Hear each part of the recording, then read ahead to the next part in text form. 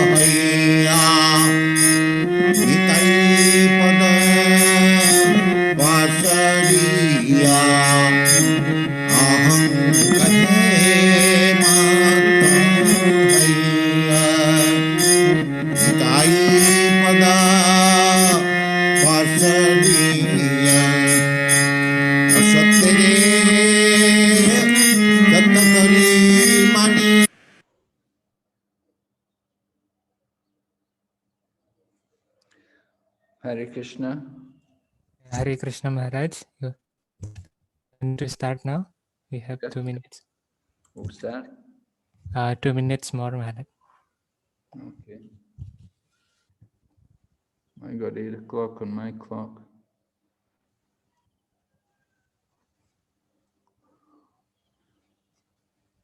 Om Jnanatimirandasya Gyananjana Shalakaya Chaksuranmilitam Yena Tasmai Shri Gurave Namaha Namam Vishnu Padaya Krishna Pristaya Bhutale Srimati Bhaktivedanta Swaminiti Namane Namaste Saraswati Devi Gauravani Pracharine Nirvishesha Shanyavadi Paschatya Deshatarine Vanchakalpatarubhyascha Kripa Sindhu Bhayevacha Patitanam Pavanebhyo Vaishnavibhyo Namo Namaha Jaya Shri Krishna Chaitanya Prabhu Nityananda Shri Advaita Gadadhar Shri Vasari Gaur Bhaktavinda Hare Krishna Krishna Krishna Hare Hare Hare Rama Rama Rama Hare Hare. So welcome everyone to our study of Bhakti Vaibhava. We're studying third canto, Srimad Bhagavatam, chapter number 27 today. And this is, of course, all part of Lord Kapila's teachings to Devahuti.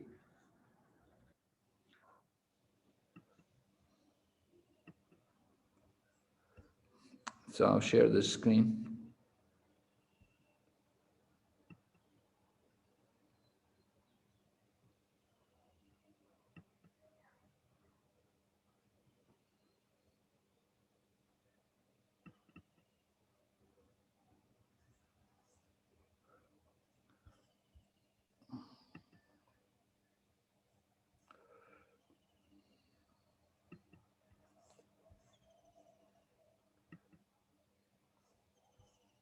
Okay, everyone can see the PowerPoint? Yes, Maharaj. Good.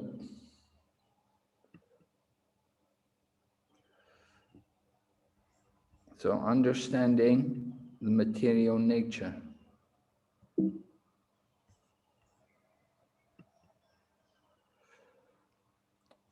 We'll just glorify the Srimad Bhagavatam for a minute. O Srimad Bhagavatam, O nectar churned from the ocean of all scriptures, you are the most prominent transcendental fruit of the Vedas, enriched with the jewels of all conclusive truths. You grant spiritual vision to all the people of the world. O life breath of the Vaishnava devotees, O Lord, you are the sun which has risen to dispel the darkness of Kali Yuga. You are actually Lord Krishna who has returned among us. O Srimad Bhagavatam, I offer my respectful obeisances unto you. By your recitation, one attains transcendental bliss, because your syllables shower pure love of God upon the reader. You are always to be served by everyone, for you are an incarnation of Lord Krishna.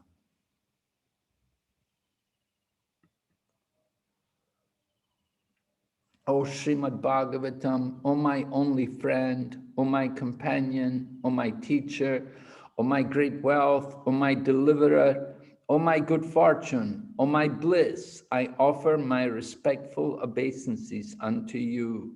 O Srimad Bhagavatam, O bestower of saintliness to the unsaintly, O uplifter of the most fallen, please don't ever leave me.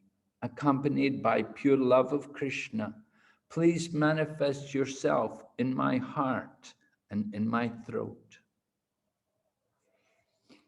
Okay, so the connection to the previous chapter. Yesterday, we were hearing about the Saguna Brahman. It was explained the categories of the Saguna Brahman. Kapila concluded the last chapter recommending that we should get free from material affection through devotion, detachment, advancement in spiritual knowledge, and contemplation of the Super Soul. Next, Kapila will elaborate on the process of Sankhya, which reinstates the soul in its original position, right? So 26 was Gyan, and this is also going to be Gyan with more, realize it, more depth.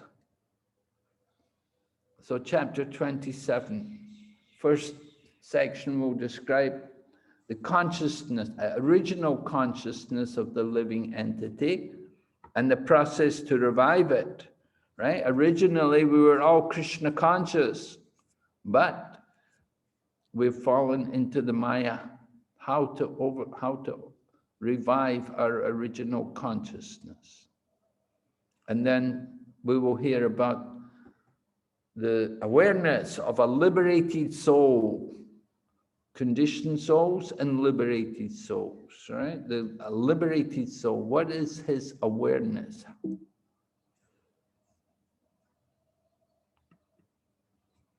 Then Devahuti will question more whether the soul can actually become free from material influence at any point. Is it possible the soul can ever be free? Because it's always with the body. So Devahuti wants to understand, is it really possible to free the soul from the entanglement with the material energy? Lord Kapila confirms, by seriously practicing devotional service, one can completely transcend matter. So this is one analysis of the chapter. This one, how we could analyze it, but we've got another analysis on the same chapter, just broken down a different way, because it's arbitrary.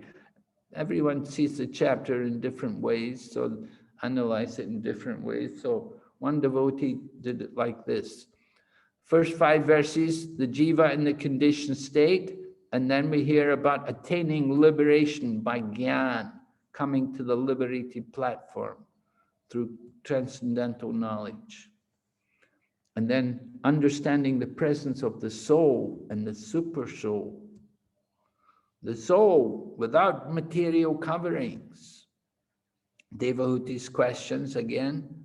And then Kapila recommends intense practice. Prakriti cannot harm an enlightened soul. Okay, so that was another method of breaking down the chapter. A bit very similar, but some distinctions, a little bit distinction. Okay, so we're going to hear first of all about the original consciousness.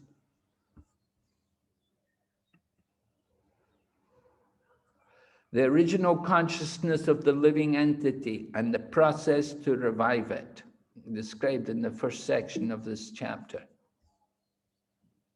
Originally, we're all Krishna conscious. You know, you devotees are all coming late.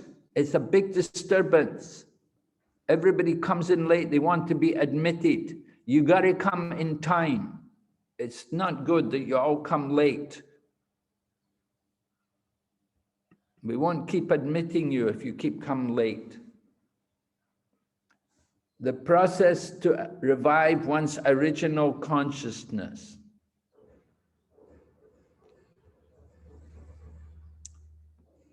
We've taken the 3rd verse here. It is the duty of every conditioned soul to engage his polluted consciousness, which is now attached to material enjoyment, in very serious devotional service with detachment. Thus his mind and consciousness will be under full control. Right? There's a verse, Jagadananda Pandit, he gave the verse. Krishna Bulya Jiva Nadir Bahir Mukha, Itaiva Maya Tara Deha Samsara Dukkha. Krishna Bulyaji, forgetting Krishna since time immemorial. Anadir Bahir Mukha. And we've been looking at the external energy, the material energy. And the result is, Taiva Maya Taradea Samsara Good. Because we've forgotten Krishna, and because we've been looking at the material energy, so we've been experiencing so many miseries, so much suffering. So how to get free, how to revive our original consciousness?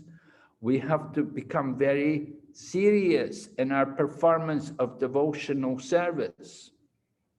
Now we're attached to material enjoyment. We have to become attached to Krishna, right? In chapter 25, Lord Kapila told Devahuti, you have to change your attachment. You have to become attached to a sadhu. We know it's our nature to be attached. We have to direct the attachment towards the sadhus, towards the devotees, towards the holy people, and become attached to them. This is serious devotional service with detachment. So we want to purify the consciousness. Consciousness has become covered, but it can become purified in contact with devotional service, with the proper methods of hearing and chanting. So it's mentioned, Bhakti Yogena Tivrena, right? Very concentrated devotional service. This should be the mood of the devotee.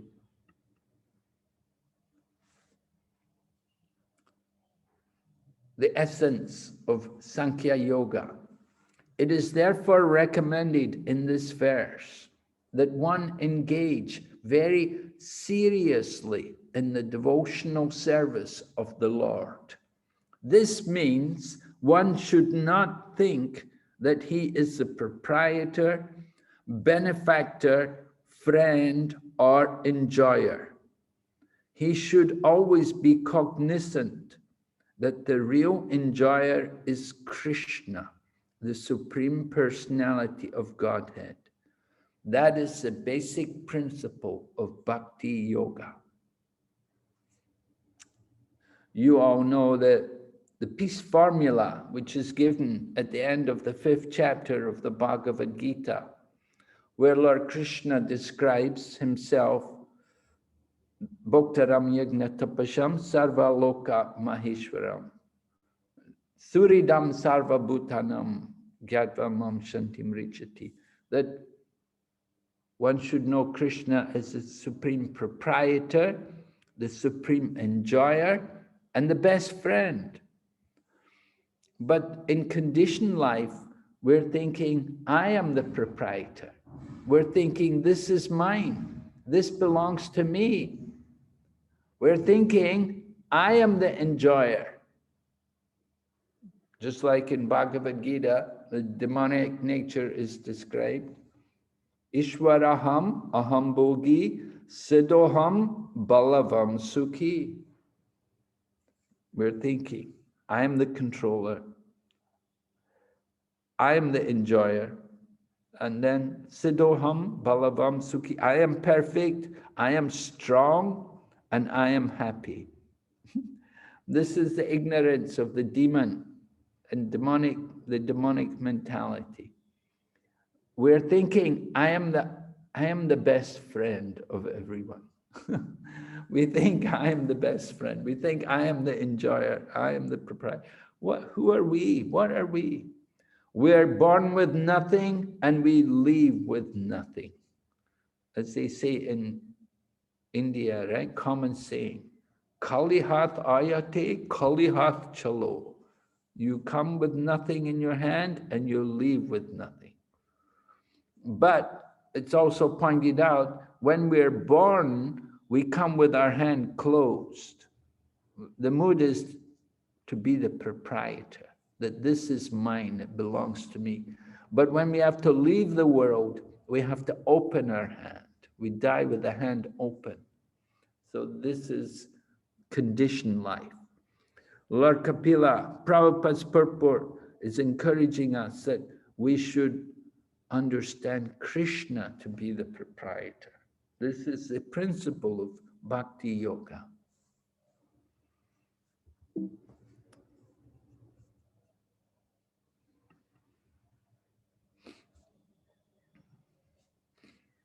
Important qualities to be cultivated in surrendering to Krishna. We must have genuine humility and compassion. Very important qualities in progressing in devotional service. From the beginning stage right up to the highest stage, the very top stage, Prema Bhakti, there has to be this humility and compassion. Without having humility and compassion, then it will be very difficult. Prabhupada writes in purport of text number 5, one must be firmly convinced of these 3 principles. One should always think Krishna is the proprietor, Krishna is the enjoyer, and Krishna is the friend. Right? We're thinking, we're putting ourselves in the position of Krishna. This is the problem. So we have to be convinced. Not only should he understand these principles himself, but he should try to convince others and propagate Krishna consciousness. That is real compassion that we want to share. We want to give this knowledge to others. We don't just keep it for ourselves. Just like if you have the cure for cancer, or if you have the cure for this COVID virus which is going around, we're not going to just keep it for ourselves. We're going to distribute it. We want everyone to be benefited. We don't just think only, oh, I just want to protect myself. That would be very selfish. So compassion has to be there, that mood of caring and really wanting to help others, to give benefit to others. And it should be done with a humble mood. We have to take the instructions of Lord Chaitanya Mahaprabhu to heart. Trinadapi sunichena, right? Be tolerant like the tree. Offer all respects to others. And amanena manadena kirtaniya sadahari. Not anxious to get any respect for herself, but wanting to offer all respect to others. Thinking herself to be lower than a straw in the street. That kind of humility should be there. Just like Prabhupada gives the example, Krishnadas Kaviraj, who wrote Chaitanya Charitamrita, he describes himself there. Jagai Madhai Haite Munise Papishta, Purushera Kitahaite Munishe Lagista. He said, I am lower than a worm in stool. Anyone who utters my name, they become sinful. Anyone who hears my name, they lose all their pious activities. Only Lord Nityananda could be so merciful to deliver such a fallen soul. So appropriate today is, of course, Nityananda Trayodasi. We're remembering Lord Nityananda. So Lord Nityananda gave mercy to Krishnadas Kaviraj. All right, so we have to be convinced that Krishna is the proprietor, the enjoyer, and the real friend. And we should want to give that knowledge, to share that knowledge to others. We don't just keep it for ourselves. How can we purify our minds so we can accomplish that order? From text number 6 of the chapter. One has to become faithful by practicing the controlling process of the yoga system. And we must elevate ourselves to the platform of unalloyed devotional service by chanting and hearing about the Supreme Lord, Sri Krishna. We want to get control over the mind and senses. We have to practice devotional service, beginning with hearing. Everything begins by hearing. So hear about Krishna and hear about the process of Bhakti Yoga. And then chant, repeat it. This is how we can purify our mind. This is how we can progress. We just follow the stages of Bhakti Yoga, beginning with hearing and then chanting. Then comes remembrance. They come one after another.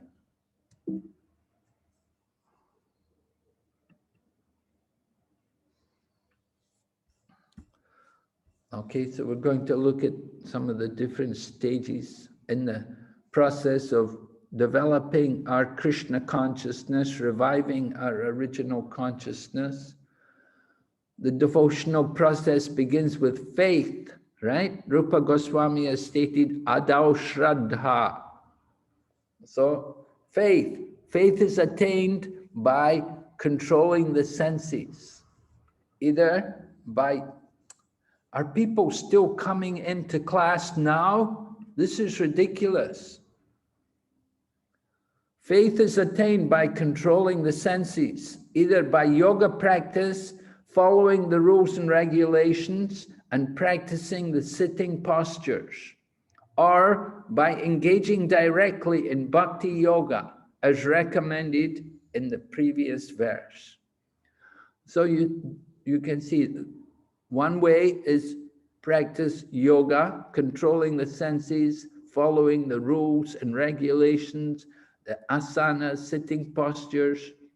And the other process is direct, bhakti yoga.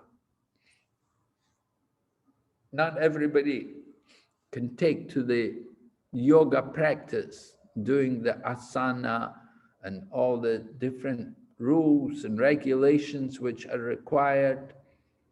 But bhakti yoga is very simple and very sublime.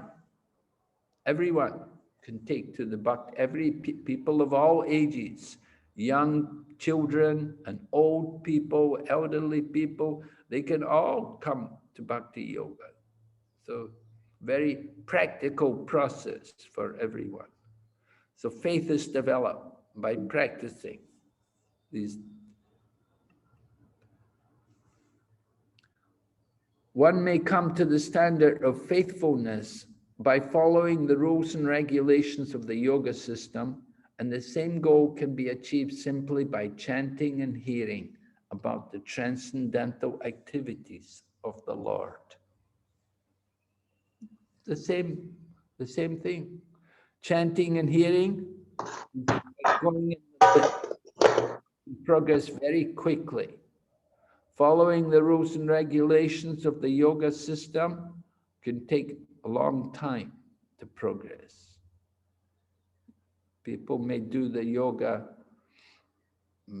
they progress very slowly, with great difficulty.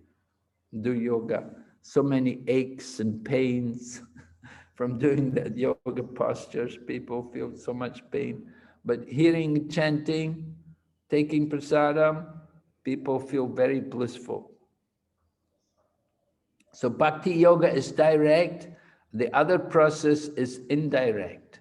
But even if the indirect process is taken, there is no success unless one comes fully to the direct process of hearing and chanting the glories of the Lord. So people may do the yoga, but if they don't take up hearing and chanting, there's no real benefit to this yoga. They get a little bit more health in their physical body, a little exercise. That's not spiritual progress. But if they start to hear and chant, then the character can change. People go to yoga and they have all bad habits. They don't get purified. Very rarely anybody becomes purified by doing the yoga process. But bhakti yoga, very quickly they get purified. So sajjena means nishkapatena, without duplicity. A devotee is not duplicitous. Devotee is straightforward.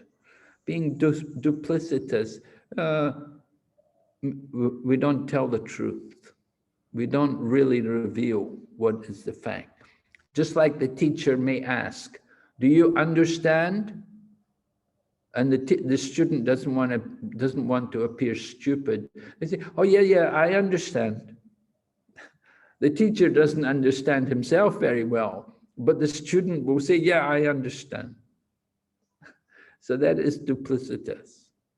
Or another example, duplicitous. There's a feast and they're serving prasadam, but somehow you didn't get much prasadam and the prasadam's nearly finished. And the guest, the person who organized the feast, he comes around and said, would you like more? Would you like more of anything? But you know there's nothing more. There's hardly anything left. So you say, oh no, I'm full, thank you. That's being duplicitous. Actually, we're hungry, we want more, but we don't like to admit it. So we say, no, I'm satisfied, thank you. So devotees should be straightforward, without duplicity. Prabhupada said, impersonalists are full of duplicity. Sometimes they pretend to execute devotional service, but their ultimate idea is to become one with the Supreme. That is duplicitous, right? They're talking about devotion, yeah, devotional service, surrender, serve the Lord. But ultimately, they want to give up the shelter of the Lord. So that is duplicity. Their mood is not really service, because devotional service is sanatana dharma. It's eternal religion. In the spiritual world, we're always the servant. We become the servant here, we take up bhakti yoga to serve the Lord, we remain the servant even after liberation. We never become the Supreme. But the Mayavadis, these impersonalists, these people, their goal is to become God, to become the Supreme. So devotional service should be without that kind of duplicity.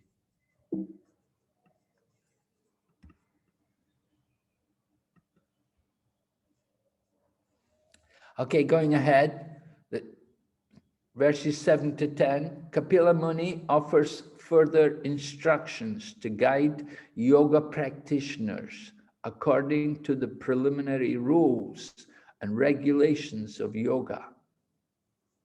Right? We're hearing how to become a liberated soul, how to get free from the bodily concept of life.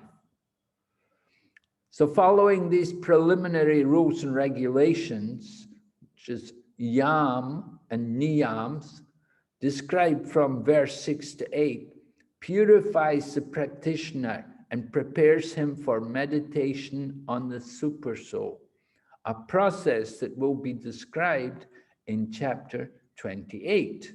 Right? We're on chapter 27, so tomorrow we'll hear chapter 28, we'll hear about the meditation on the super soul. So before you can meditate on the super soul, there are some preliminaries. You have to prepare yourself for that meditation.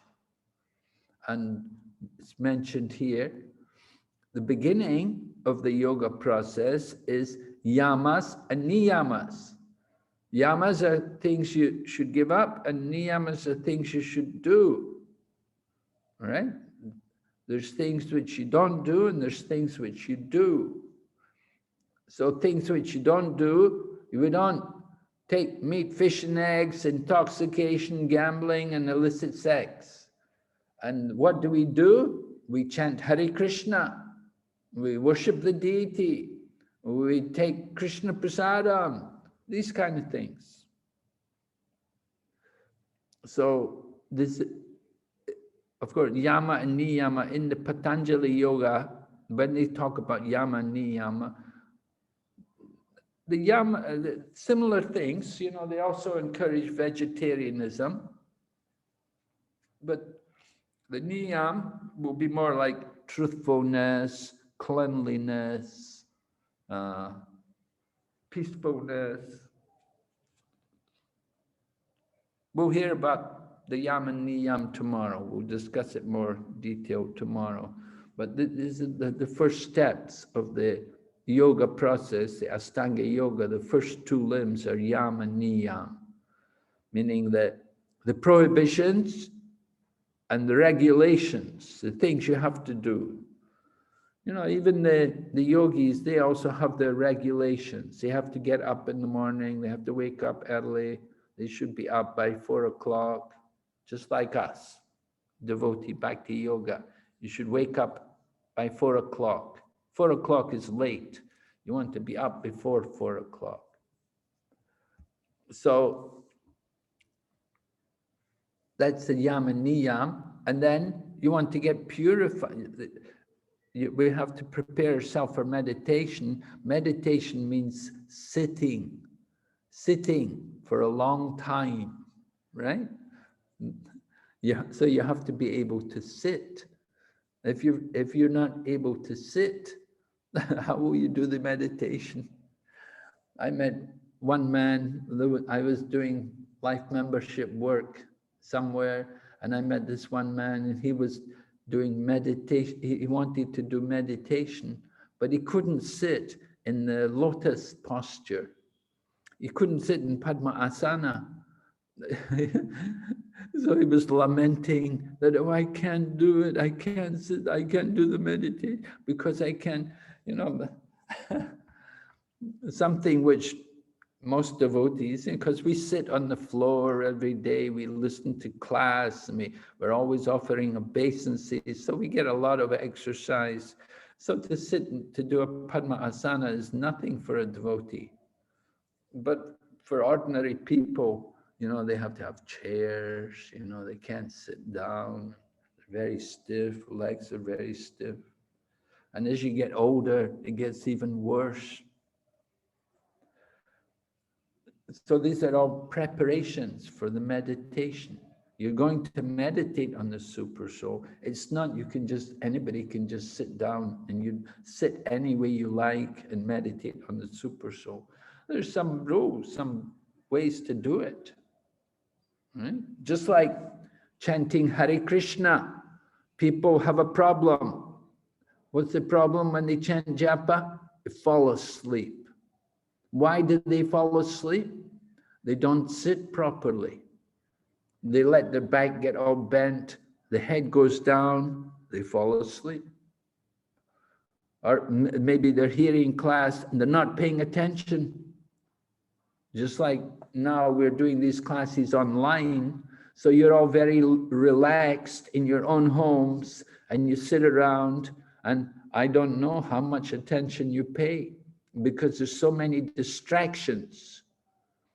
To give class over in our kutir here in Mayapur is much more powerful than giving the classes online, because giving class online, I cannot see what you're doing. I cannot see how many of you are paying attention.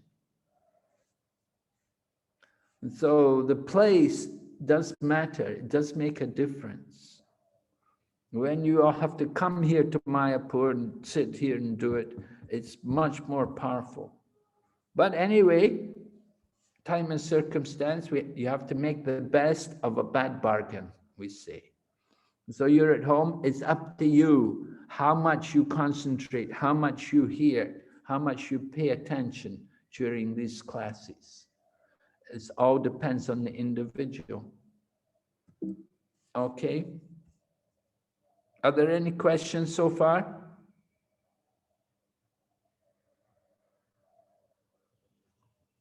Anybody? Maharaj, Hare Krishna Maharaj, this is Amrita Sakhi Devidasi here. Please accept my respectful obeisances, Maharaj. Maharaj, regarding the being like without duplicity, I was just thinking, Maharaj, when I'm being straightforward, I generally end up in troubles. So how do we, like without being duplicitous, how can be straightforward, Maharaj?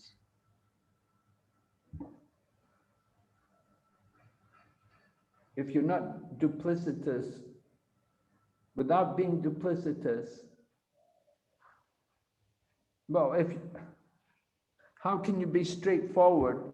You be straightforward by telling the truth. You don't hide anything. Right? Mm-hmm. Yes, Maharaj. It's the duplicitous person, they will hide. They will hide the truth. They don't want to reveal the truth. They hide the truth. They won't actually open up what is the facts, what is actually the situation. So this is duplicitous. You ask somebody, did you chant your rounds? Oh yeah, I chanted, yeah. Maybe a month ago you chanted, in the last month you haven't chanted.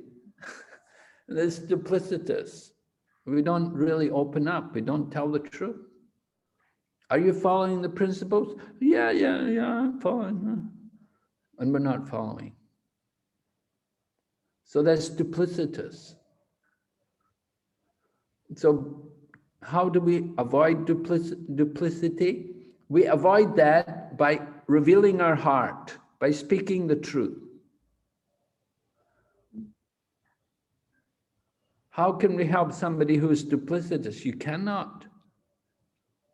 Because they're not straightforward. They're not telling the truth. So how can we help them? Very difficult. What can you do?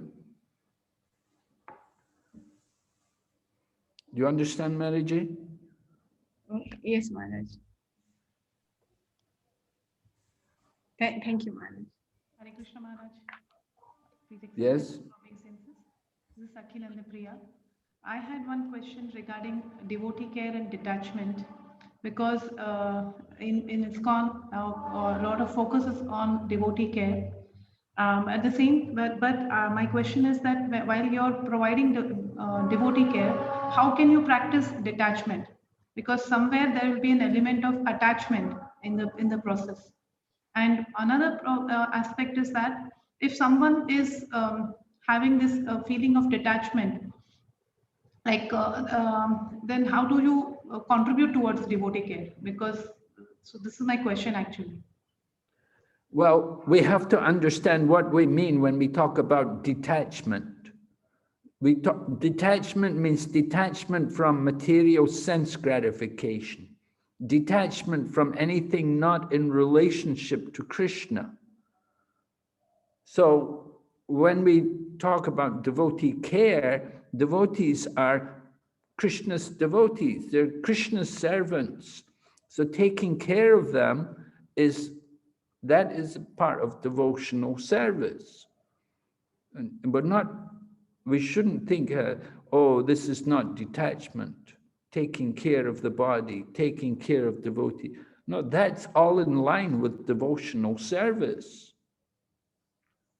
So you have to understand that the devotees are very dear to Lord Krishna. And by taking care of them, then you're pleasing Lord Krishna. You give pleasure to Krishna. by taking care. It's very important for us to take care of the devotees.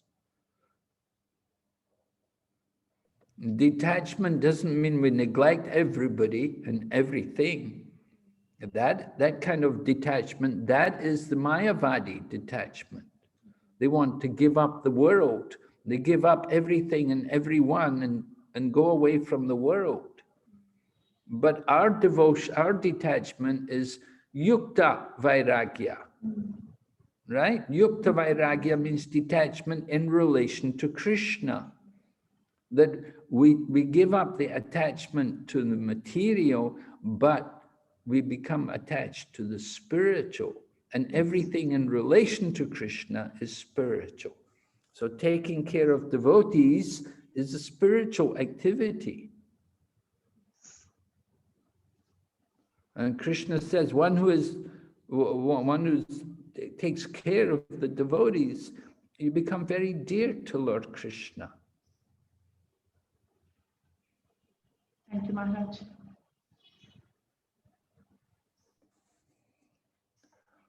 All right, we'll go ahead.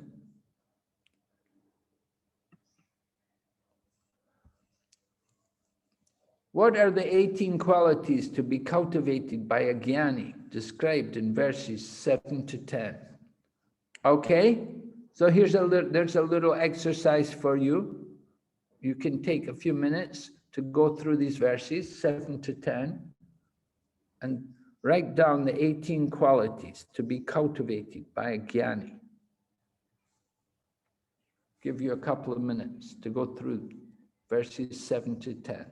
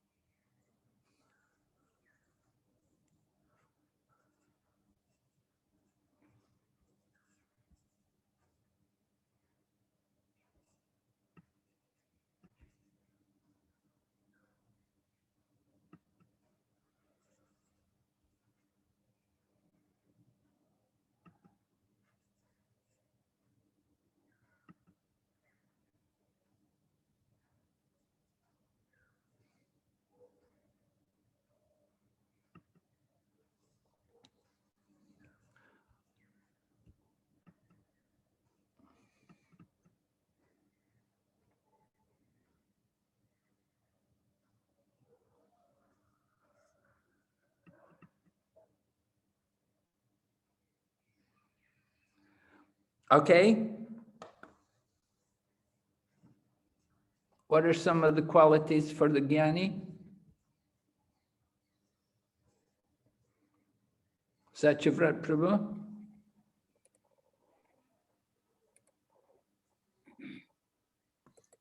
Hare Krishna. Yes. There's some hands are up. Let's see. Hare Krishna. Maharaj, Dandavad. Hare Krishna. Ah, Give me one quality. yes. Sarva Bhuta Samatvena.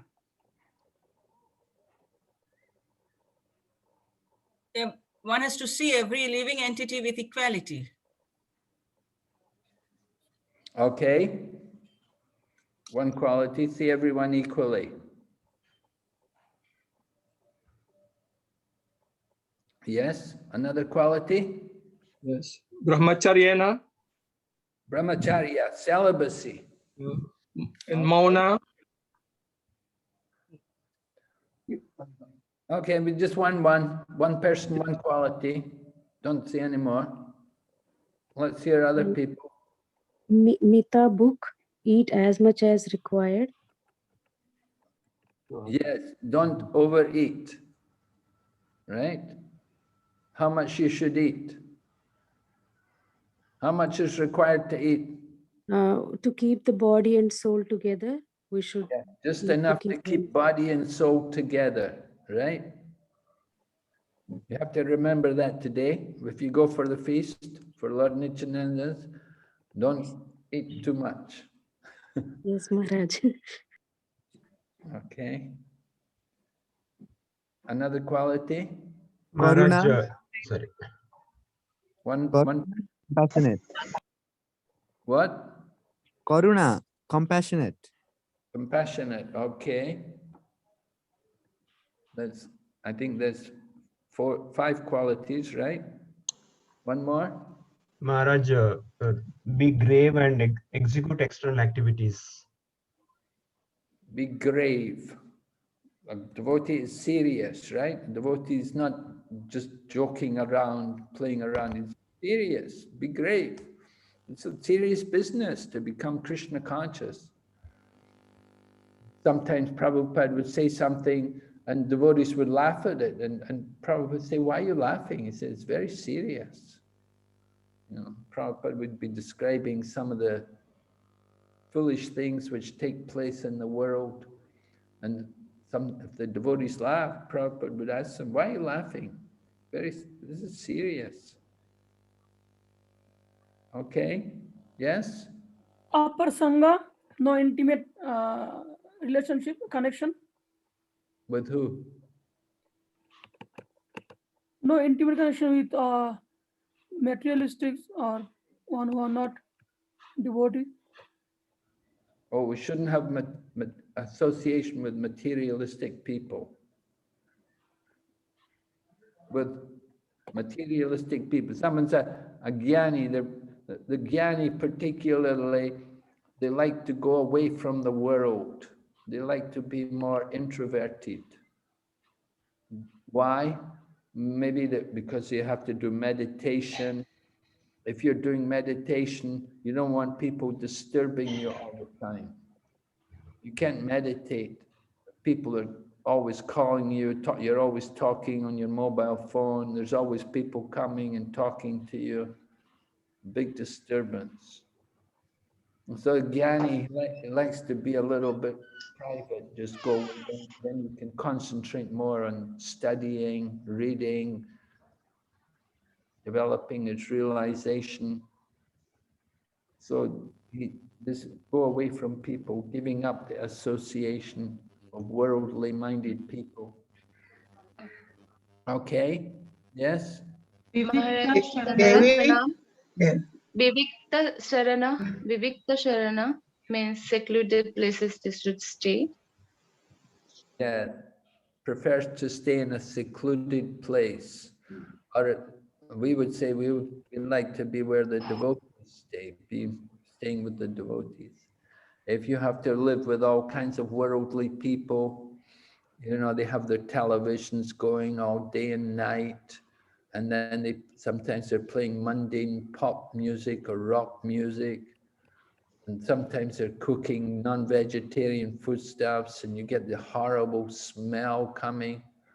You know, everybody lives in apartment buildings nowadays. So many places, they have apartment buildings. And if you're a devotee, you have to live in an apartment. People upstairs or downstairs or next door, they're cooking meat or they have a dog. And yeah, so many things they disturb you with. So it's nice, particularly for the Jnani. They want to get away from the world, find a secluded place, find an ashram where they can get proper peace. And sometimes, you know, we wake up early in the morning, people complain, oh, you wake up so early, I could hear you, oh, you wake me up. You know, they think, you know, our time schedule is so different from ordinary people. So it's better to be away from the worldly minded people. Yes, another quality. Devi Bhutaya Darsana. What's that? Devi Bhutanya Darsana. This is, he does not see anything but Krishna. He doesn't see anything but Krishna. No, this is a very advanced devotee, yeah? Very advanced yogi. Doesn't see anything except Krishna, sees everything in relation to Krishna.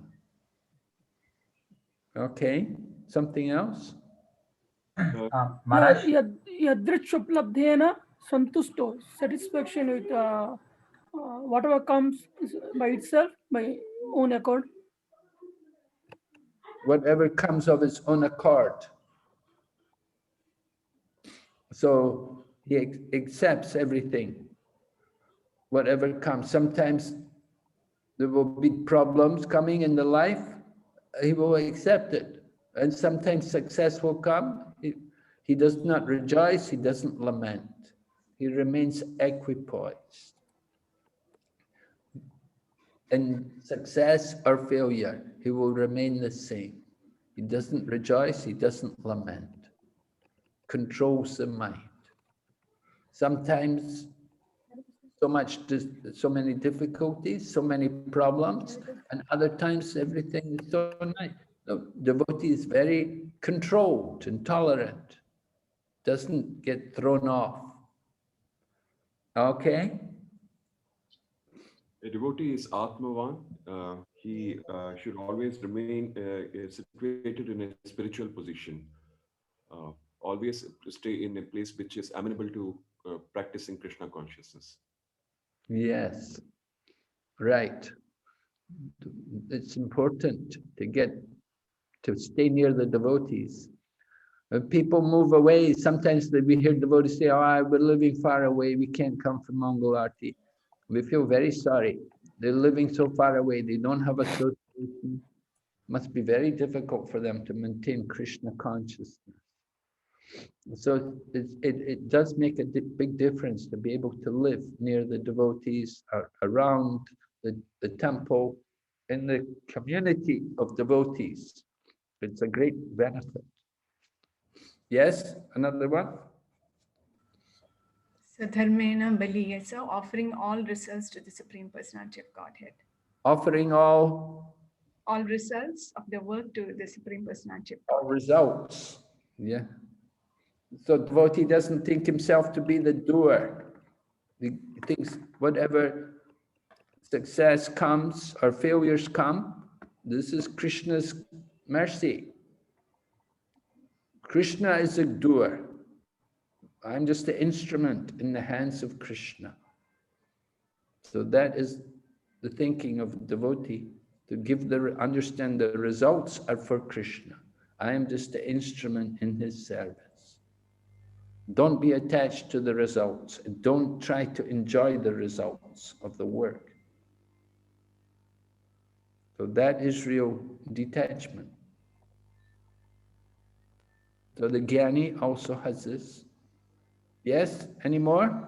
Meat book should not eat more than what is necessary. The control is eating.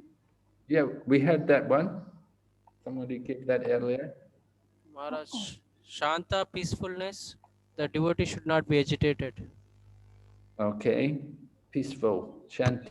Yeah. Atmavan. Maitreya. Just one at a time. Being peaceful. We have the peace formula, of course, from Bhagavad Gita. We were just hearing, remembering Krishna is the proprietor, Krishna is the enjoyer, Krishna is the best friend. This is the best way to be peaceful, to maintain detachment. Right? Another one? Maitreya. Forgiveness, quality of forgiveness. Okay, so being able to forgive people. Yeah. That's very important quality. Of material world, we don't find people to be very forgiving. But a devotee should be very forgiving. We see great devotees, Haridas Thakur being beaten in the marketplace. He prayed, don't let these people suffer because they're beating me.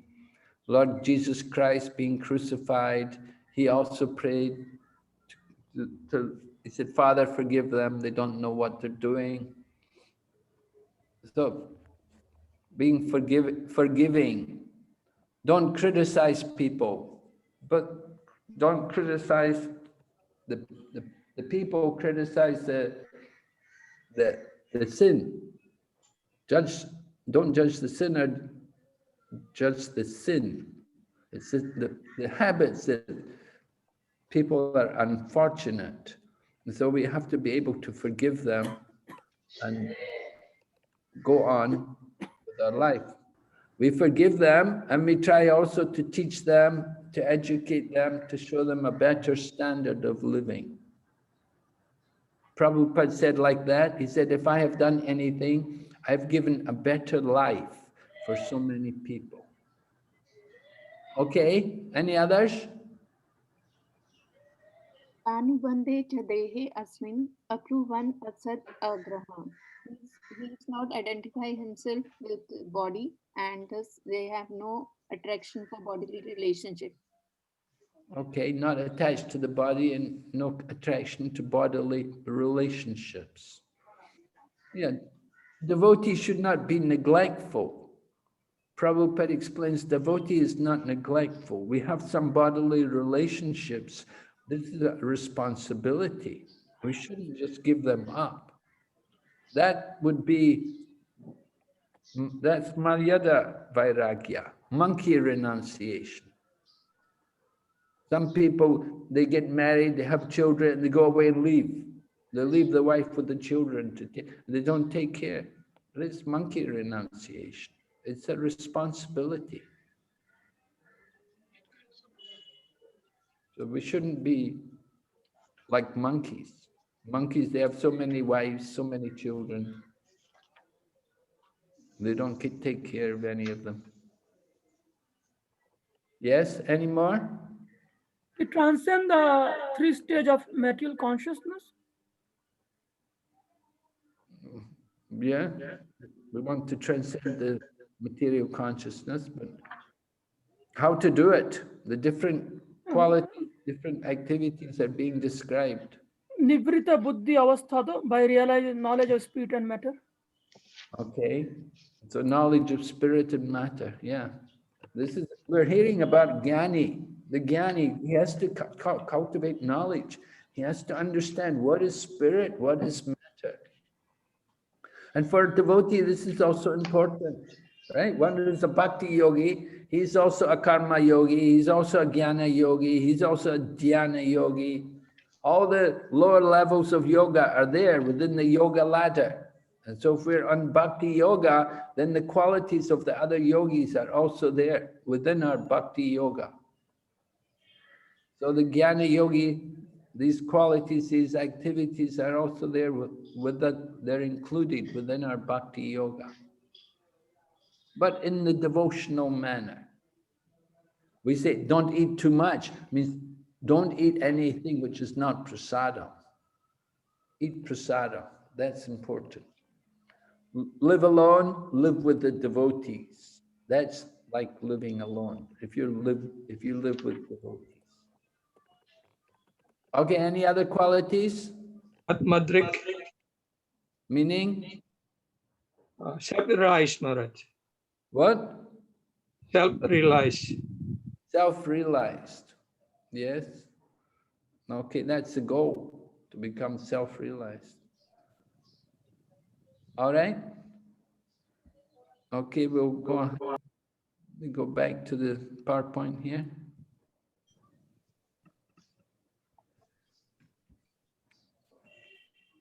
Okay, so we described these different qualities which are mentioned, verses 7 to 10.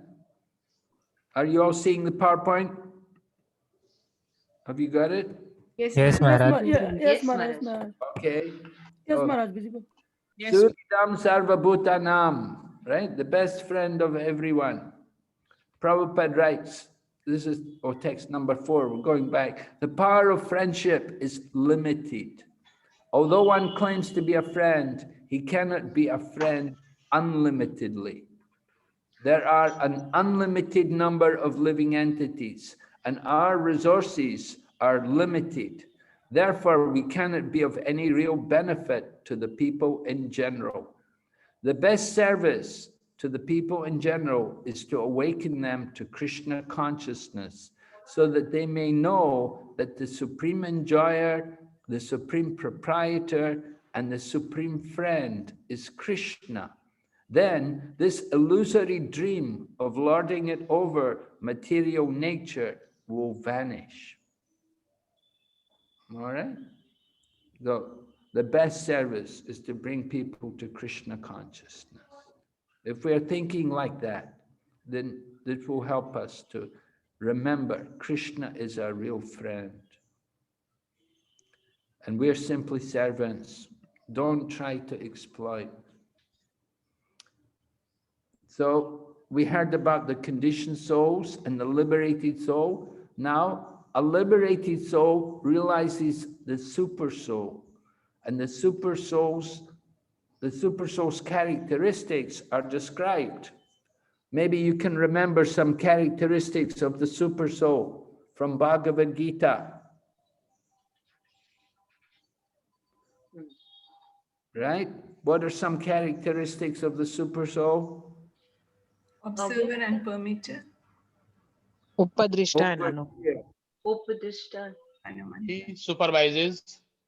Oh, the super soul is overseer and the permitter, Yes. right? Okay, those are two good qualities. Another quality? Witness. What? He's a witness. Witness. The witness. Witnesser. The witness to everything. Yeah, he always said overseer. That's like a witness. Anything else? What do you remember? Advayam, without a second. One without a second? Uh-huh. Advayam. He guides the soul. He guides the soul. Is that stated somewhere? Guides the soul. Where is that stated that he guides the soul?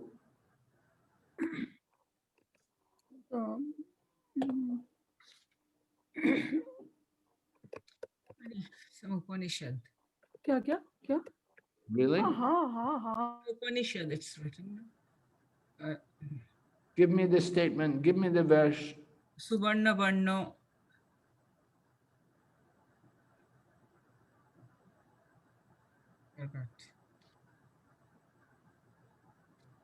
Where? Which verse? In some Upanishad, it's there. I'm not familiar. Some other qualities of the super soul? The soul is indestructible. Indestructible? Yeah, is eternal, unborn.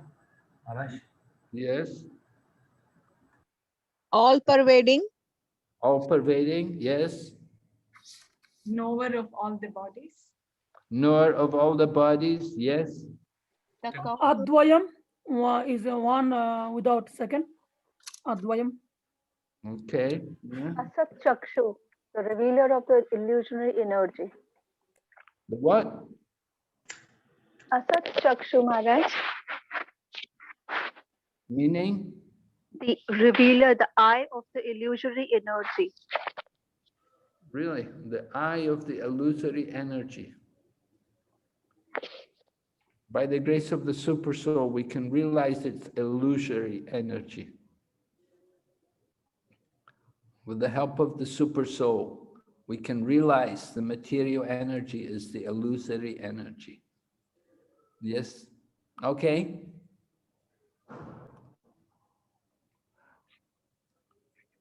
Okay, we're going, go ahead. Let's see.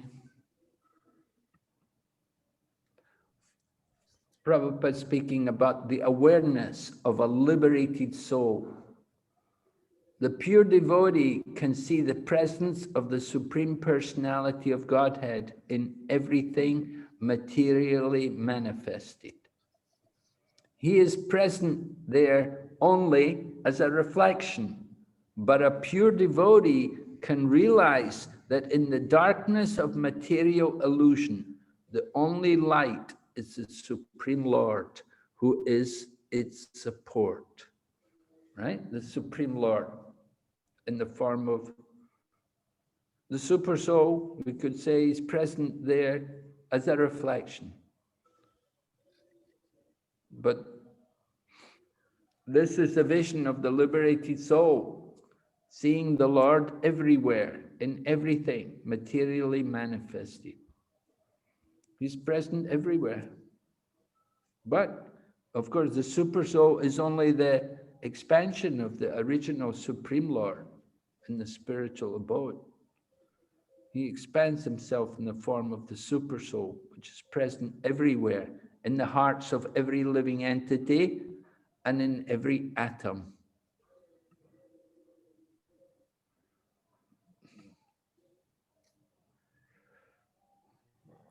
Inferring the presence of the soul in the Super Soul. Verses 12 and 13 help us to understand the presence of the soul in the Super Soul.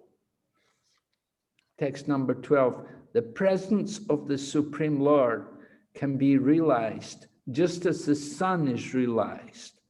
First, as a reflection on water, again, as a second reflection on the wall of a room, although the sun itself is situated in the sky. So Lord Kapila is giving the example about the Supreme Lord, how compared to the sun, and then reflecting on water. And you have the reflection on water, the first reflection, and the second reflection on the wall. But the sun itself is in the sky. So the Supreme Lord is one, but he's everywhere, in everything, just like these reflections. Purport. The example given herewith is perfect. The sun is situated in the sky, far, far away from the surface of the earth, but its reflection can be seen in a pot of water in the corner of a room. The room is dark, the sun is far away in the sky, but the sun's reflection on the water illuminates the darkness of the room. So Lord Kapila is giving this nice example. The room, the material world is dark, but the sun, although it's far away, the reflection can illuminate the darkness. So we say Krishna Suryasam, Maya Haya, and Krishna is the sun, Maya is the darkness. Wherever there's the light of the sun, there's no darkness. So that was text 12. Then text 13 describes the self-realized soul is thus reflected first in the threefold ego and then in the body, the senses and mind. The self-realized soul is thus reflected, describing this Satyadrik. That was one of the qualities which you gave. With that correct vision, one can engage everything in the service of the Lord. Example of the rose. What's the example of the rose? Who knows? Anyone? Example of the rose? Nobody know? Yeah, when Fragrance of the rose. liberated soul. Huh? Liberated soul. When liberated One person speak. Tell me what is the example? Yes, come on, you were both speaking. One of you speak. Hare Krishna Maharaj. If the example of the rose is that the rose can be used by a materialistic person for sense gratification, and a devotee, a satyatrik, has a correct vision. And he uses that rose and engages that rose in the service of the Lord, offering it to the Lord. Right, yes. In the material world, the man has a flower, he will give it to his wife. The devotee, he will give it to Krishna. So offering everything to Krishna, engaging everything. This is truthfulness. Text 14. Although a devotee appears to be merged in the 5 material elements, the object of material enjoyment, the material senses, and material mind and intelligence, he's understood to be awake and to be freed from the false ego. The devotee, he's a devotee, right? So being a devotee is not a small thing. You can understand, it's not so easy thing to be a devotee. We have to be free from false ego. We have to be awake. It means we're not just dreaming about sense gratification. We're not merged in the thought of enjoying the body and mind. We're free from all these things. We have transcended the material energy. Text 15, the living entity can vividly feel his existence as the seer, but because of the disappearance of the ego during the state of deep sleep, he falsely takes himself to be lost, like a man who has lost his fortune and feels distress, thinking himself to be lost. Right? People are very attached. They get a lot of money, and then if they lose it, then they're heartbroken. They feel so bad.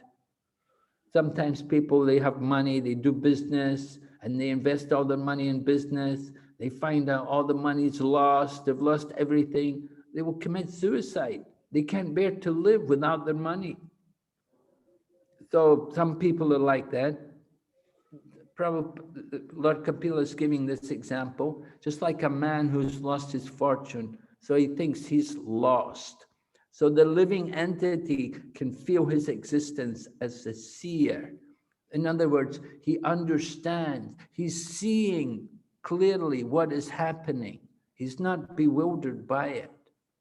He actually sees he's not the body, he's not this money, he's aloof from all of these things. Because there's no ego which is there during the deep sleep, the total absorption in the material energy.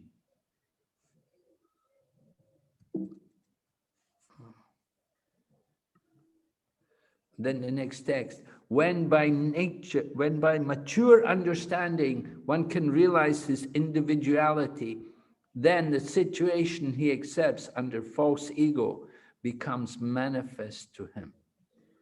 So he's realized, he's become mature, he's understand what happens, that money was never his in the beginning. The fortune which he lost was never really his. So he can understand his actual nature. He's an individual soul in the contact with the material energy.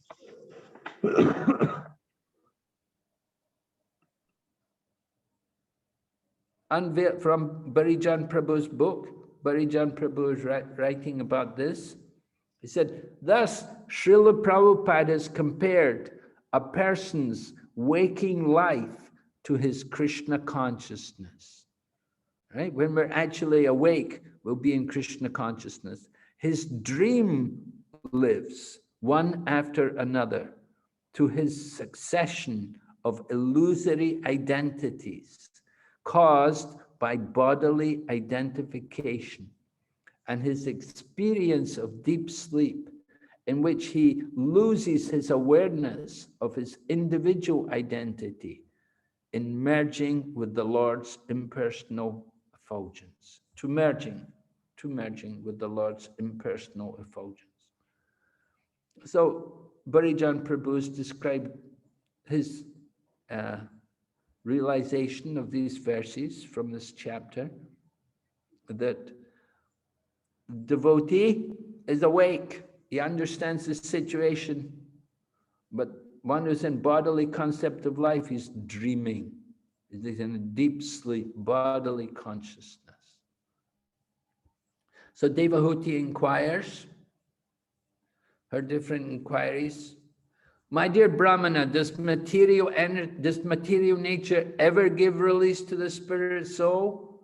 Since one is attracted to the other eternally, how is their separation possible? Right? The soul is attracted to the body.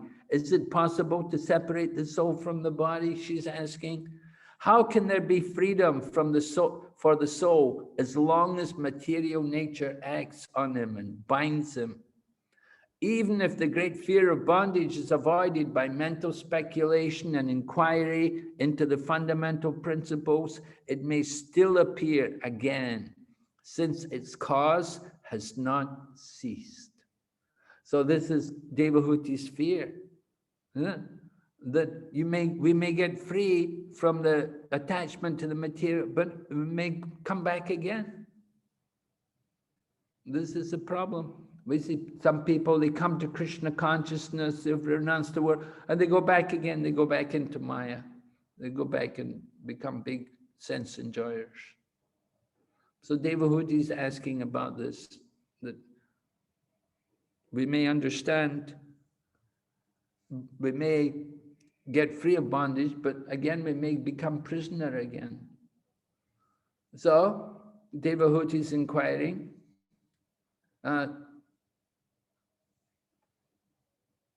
Icha dvesha in relation to material bondage. This is we know these words, Icha and dvesha. Icha, desire, and dvesha, envy. All right? Two kinds of proprietors, two kinds of propensities. Propensities arise in the living entity. One propensity is Icha, which means desire to lord it over material nature or to be as great as the Supreme Lord. Everyone desires to be the greatest personality in this material world. And dvesha means envy. When one becomes envious of Krishna or the Supreme Personality of Godhead, one thinks, why should Krishna be the all in all? I am as good as Krishna. So these two things, Icha dvesha samutena danva mohina bharata. Krishna says in Bhagavad Gita, all living entities are born into this world overcome by desire and envy. Desire, our desire, we come in the material world, we desire to be God. Or Prabhupada says here, to be as great as God. And dvesha, envy, we are envious because Krishna is Bhagavan. He has everything. So we think, why should he be Bhagavan? I should be Bhagavan. Like this. These two terms, desire to be the Lord and envy of the Lord, are the beginning cause of material bondage. As long as a philosopher, salvationist, or voidist has some desire to be supreme, to be everything, or to deny the existence of God, the cause remains, and there is no question. There's no question of his liberation. Right? This is important for us to understand. These other people, big philosopher, big renouncer, avoiders, reject the world. They all have the desire. The big Buddhist master, they want to become the supreme. The big Mayavadi, he wants to be the supreme. They want to be everything. They're all envious of Krishna. So many people wrote commentaries on Bhagavad Gita. Prabhupada said, they're all envious of Krishna. They took Krishna's book and put their own philosophy. They didn't put Krishna's philosophy, but they used Krishna's name, they used Krishna's book to present their own philosophy. They're envious of Krishna. So there may be big renouncers, but they're just envious. They're trying to compete with Krishna.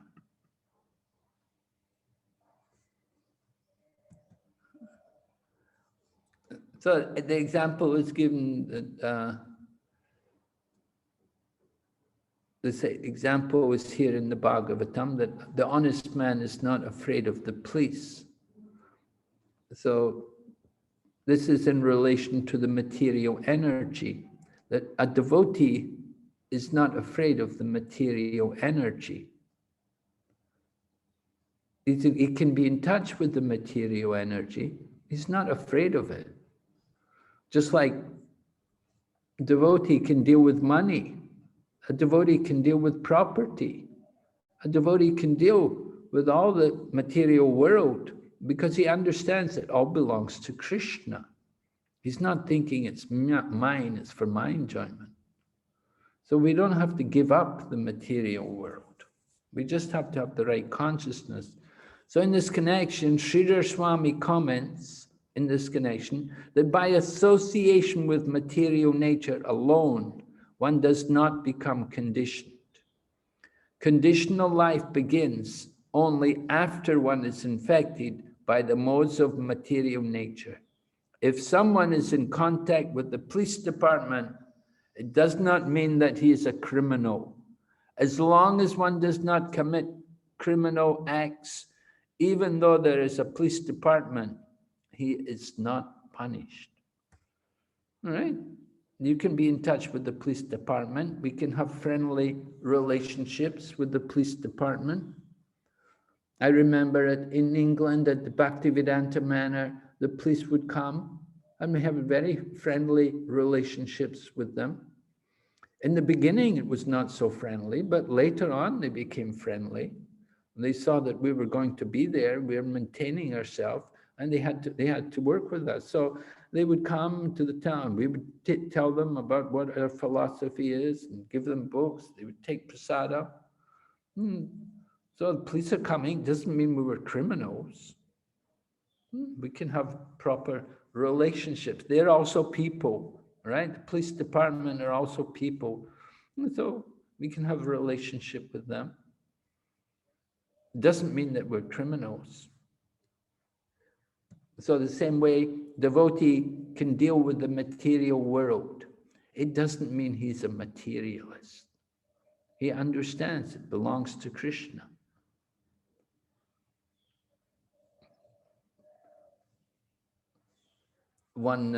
There's a pastime, one man came and brought an expensive blanket and some gold coins, and he gave them to Jagannath Das Babaji.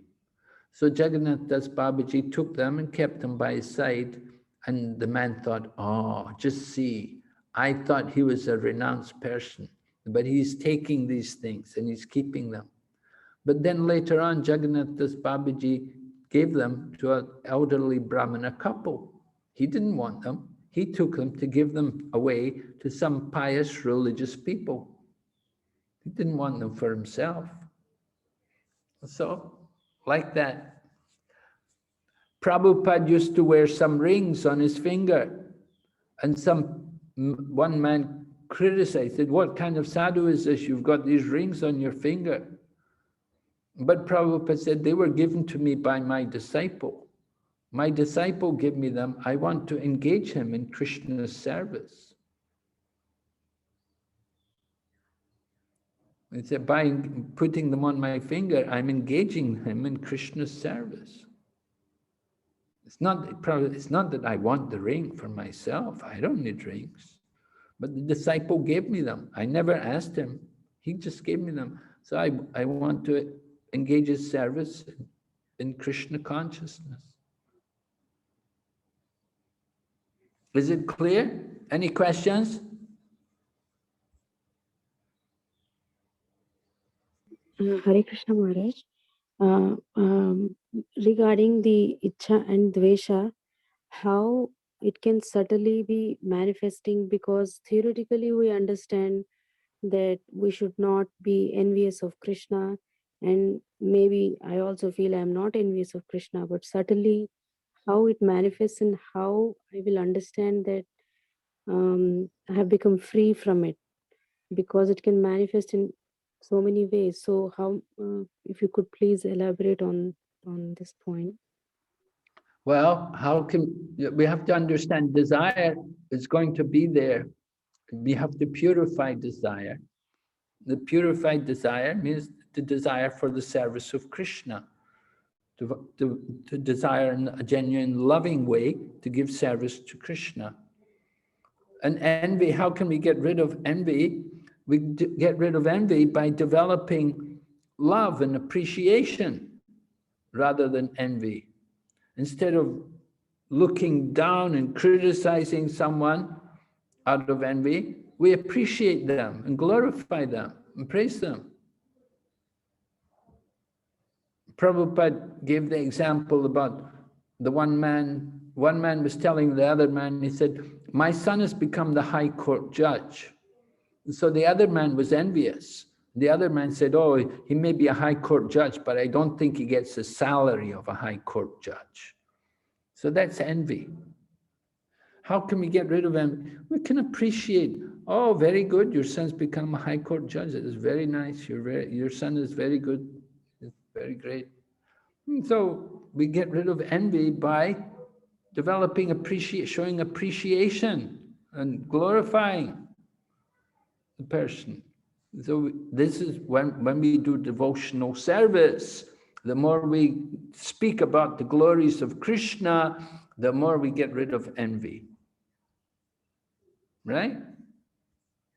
When we glorify the Lord, speak about his wonderful qualities and describe his pastimes. Sishupal was always envious of Krishna, right? He was always trying to compete with Krishna. Sishupal was also very rich and very powerful. Sishupal wanted to marry Rukmini, and he was just about to marry her, and Krishna came and stole her. And so, yeah, he was really envious of Krishna. He really hated that. And when it came time, Maharaj Yudhisthira was doing the Ashwamedha, doing the big yagya, Ashwamedha, Rajasuya yagya, and they wanted to select the most worshipable person for worship, and they wanted to select Lord Krishna. But when Sishupal heard Krishna, he stood up and he began to condemn Krishna and criticize Krishna, that he's just a cowherd boy, he's this nobody, he's just from the village, he's not a Kshatriya, and how you can select him. And you know, he was so envious. He committed so many offenses. So finally, Krishna killed him. Krishna tolerated the offenses up to a certain point. And then it came to the point he had to kill Sishupal. So don't be like Sishupal, always criticizing, envious of Krishna. No, see Krishna's wonderful qualities and praise them and glorify them. Don't be envious of other devotees, praise them, see their good qualities, right? Thank you so much, Maharaj. It is very helpful for the practical tips. Thank you so much. Okay, well, go ahead. Let's see. Hare How Krishna. Yes, Hare Krishna, Dandavat Maharaj. yes. Maharaj, can I ask about Kapil Muni's, one question came to my mind about Kapil Muni's birth. As the picture, it shows that Kapil Muni is very grown up. And but like immediately after birth, Kardama Muni wanted to leave home, and now Kapil Muni also giving Siksha to Devahuti. So is there any childhood like pastimes and how he become, how old he become, or like Shukadev Goswami, he immediately become a grown up boy or like that? I don't know, Maraji. I've never heard, we're not told anything. Dandavat Pranam Maharaji. Can you hear me? Yes, I can hear you. Can you hear me? Yes, I can hear Maharaji. Yes, Maharaji. So I'm saying we're not told anything about his childhood. It's Okay. not mentioned anywhere about, as you say, it's true that Kardama Muni left home immediately after his birth. Immediately, I don't know what that means, how quickly he left home, but you know, it's not certainly not an ordinary birth. You know, the Supreme Lord is coming as a child. You know, it's something very special. It's not as we think of having a child and all the difficulties of raising the child and breastfeeding and everything for a while. We don't know. We're not told anything about his childhood. But we see him teaching. Okay, Maharaji. We just have to work with what we've got. Lord Kapila appeared a very long time ago, and it's not mentioned anywhere.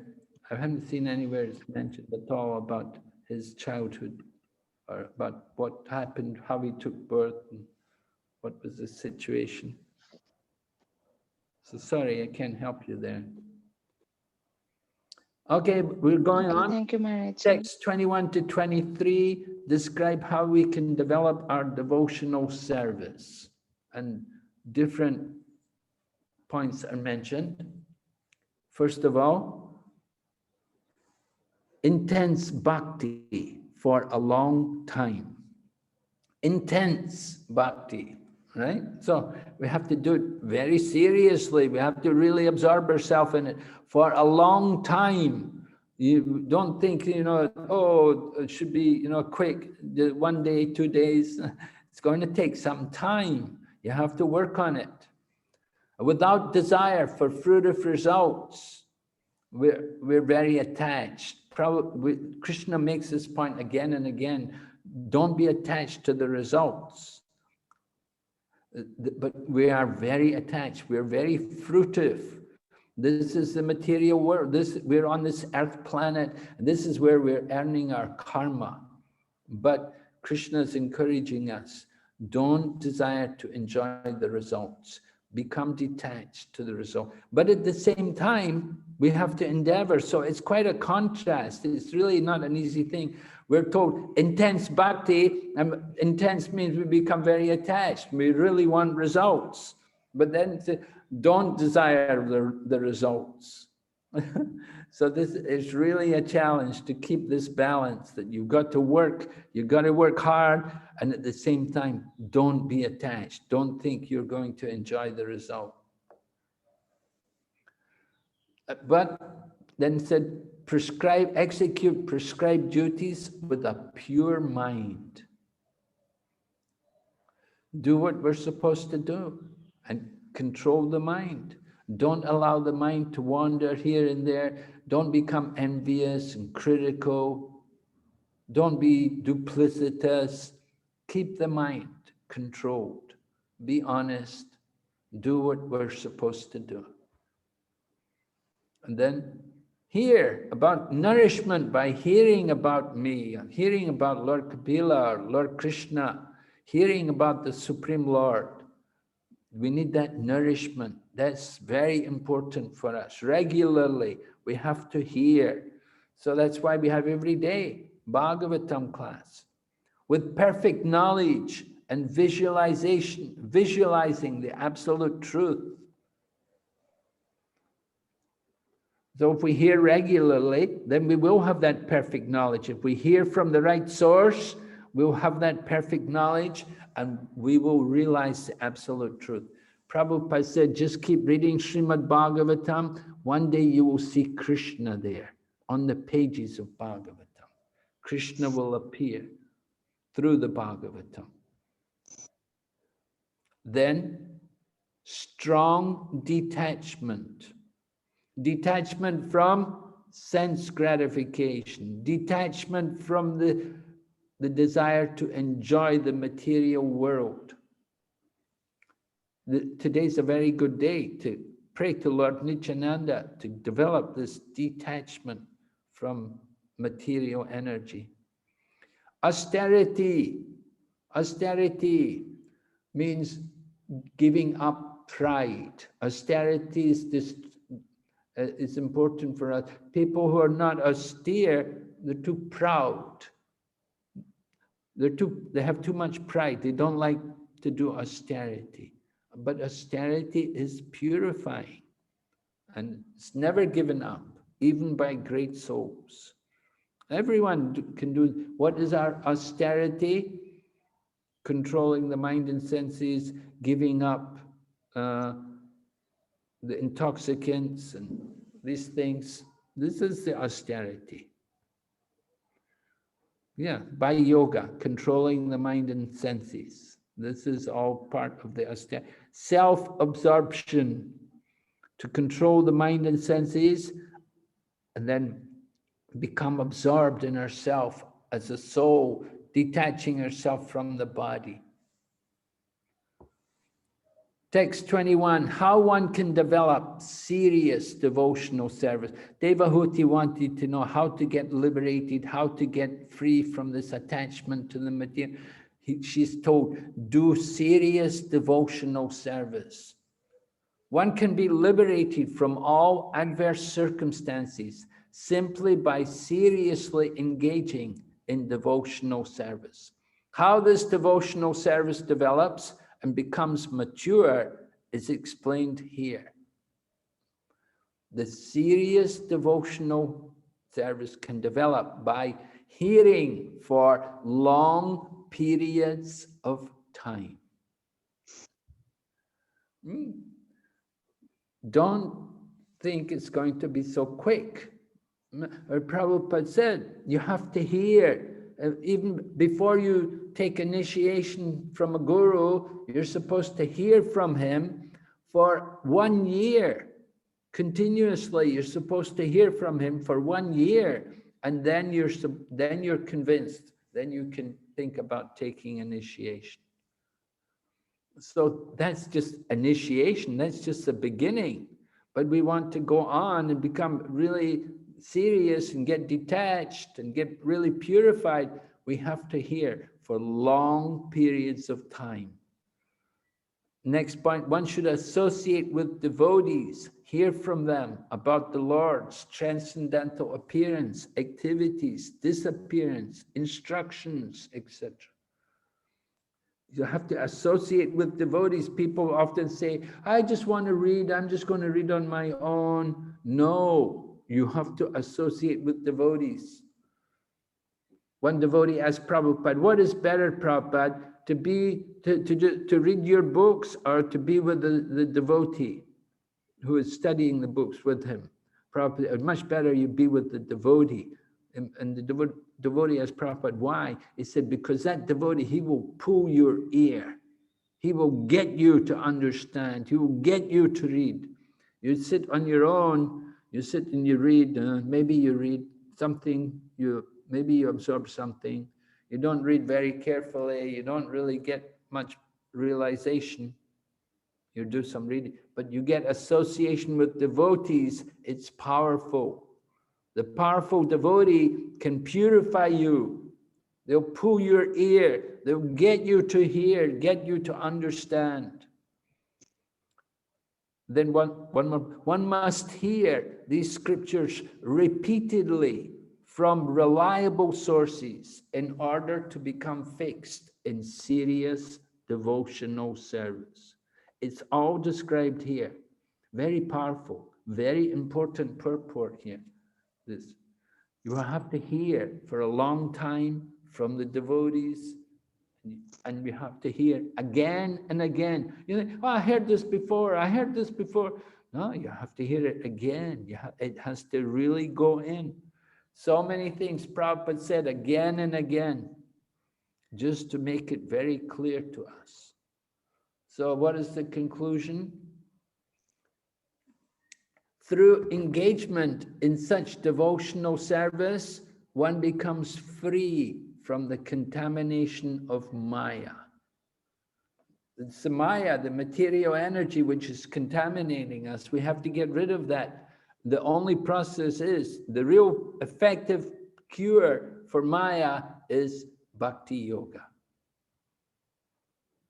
And how do we know that we've really developed in Krishna consciousness? It's described in text 22, right? It is said, development of Krishna consciousness is exhibited by proportionate material detachment or vairagya. If one does not separate himself from material enjoyment, it is to be understood he is not advancing in Krishna consciousness. Renunciation in Krishna consciousness is so strong that it cannot be deviated by any attractive illusion. Get that point? Renunciation in Krishna consciousness is so strong, it cannot be deviated by any attractive illusion. The material world has many attractive illusions. And if we're illusioned by them, if we're attracted by them, then our renunciation is not very good. It means we were not actually really in Krishna consciousness. So we have to really develop our Krishna consciousness. And where there is genuine Krishna consciousness, there will be this vairagya, Gyan and Vairag. They are like the gold reserves of Krishna consciousness. And sometimes people ask us, how can we understand which process is the best? You know, there's so many different faiths and traditions, different paths. How do we know which one is really effective? So example was given by one devotee. He said, just like there are different currencies in the world, you have dollars, and you have rupees, and you have pounds, and you have all these, in Thailand they have bahts, they have all these different currencies. In Japan it's the yen. They all have different values. How can we understand the value of these different currencies? It's not that $1 is equal to 1 rupee, of course. There's a big difference between the dollar and the rupee. What makes the difference? Well, it's supposed to be based on gold reserves. How much gold do the banks keep in? Nowadays, it's not so much based on gold. Now it's more based on oil.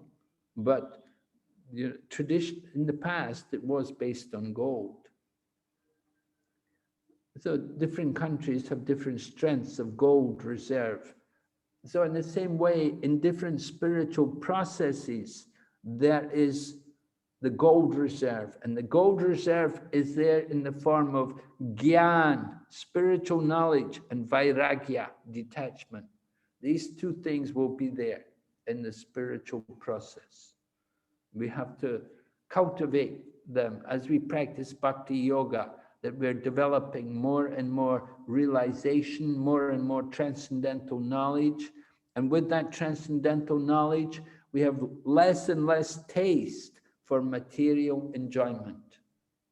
We have to give up the desire to enjoy the material world.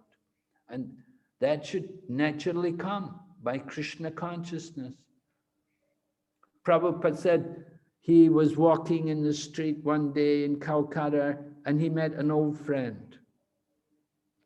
And Prabhupada asked the man, where are you going? The man said, I'm going to cinema. He said, come with me, I'll pay for you to come to cinema. And Prabhupada said, no, I'm not going to cinema. I'm not going to sit in cinema house, watch a movie. He said, even you pay me, I'm not going to come with you.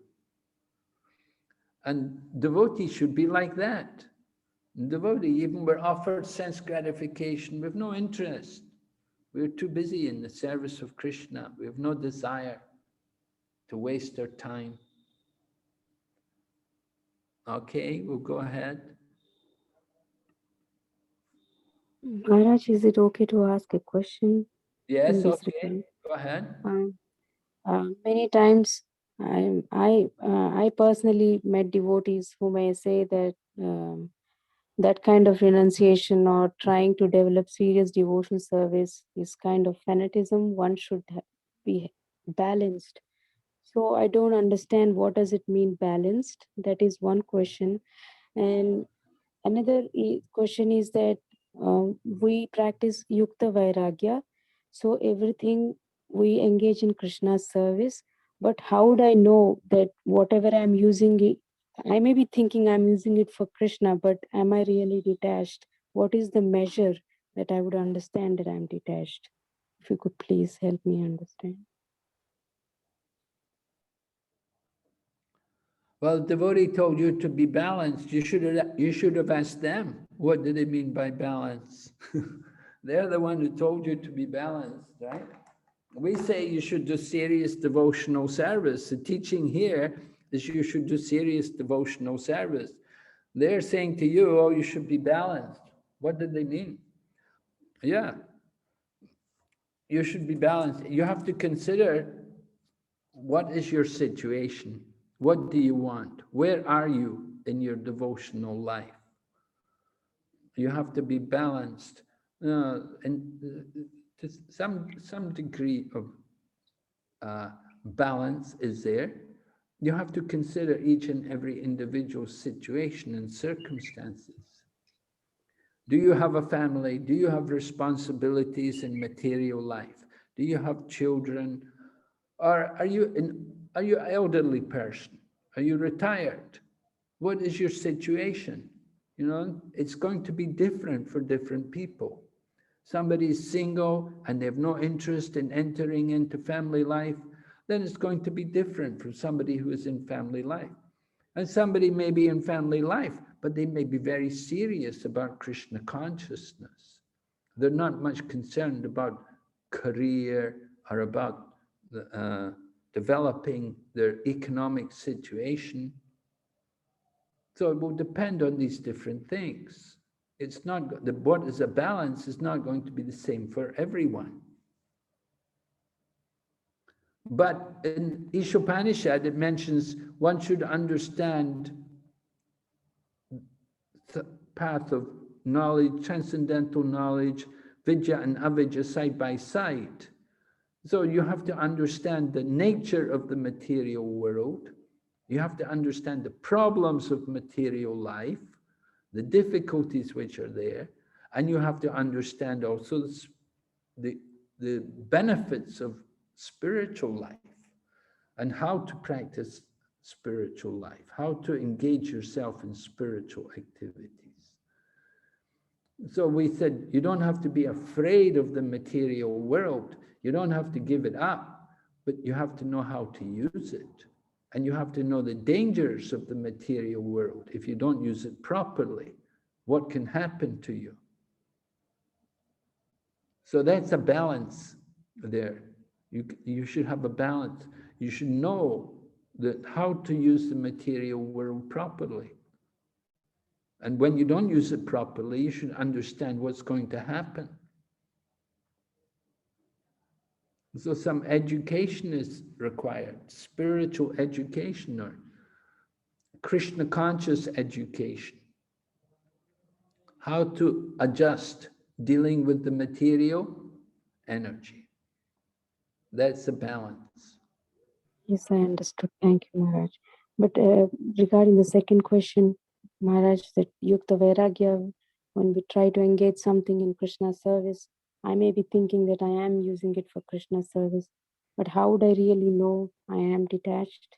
Yes, well, it depends on every individual. Again, the attitude when you're using something. It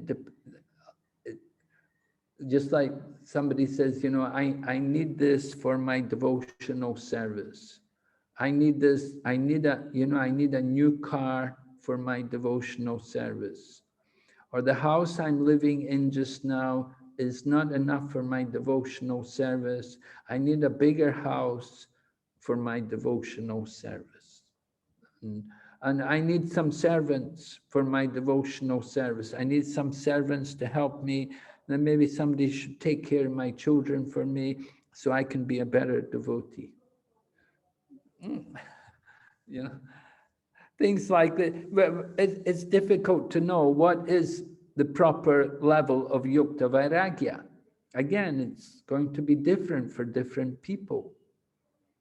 But the principle is that we want to use it for the pleasure of Krishna.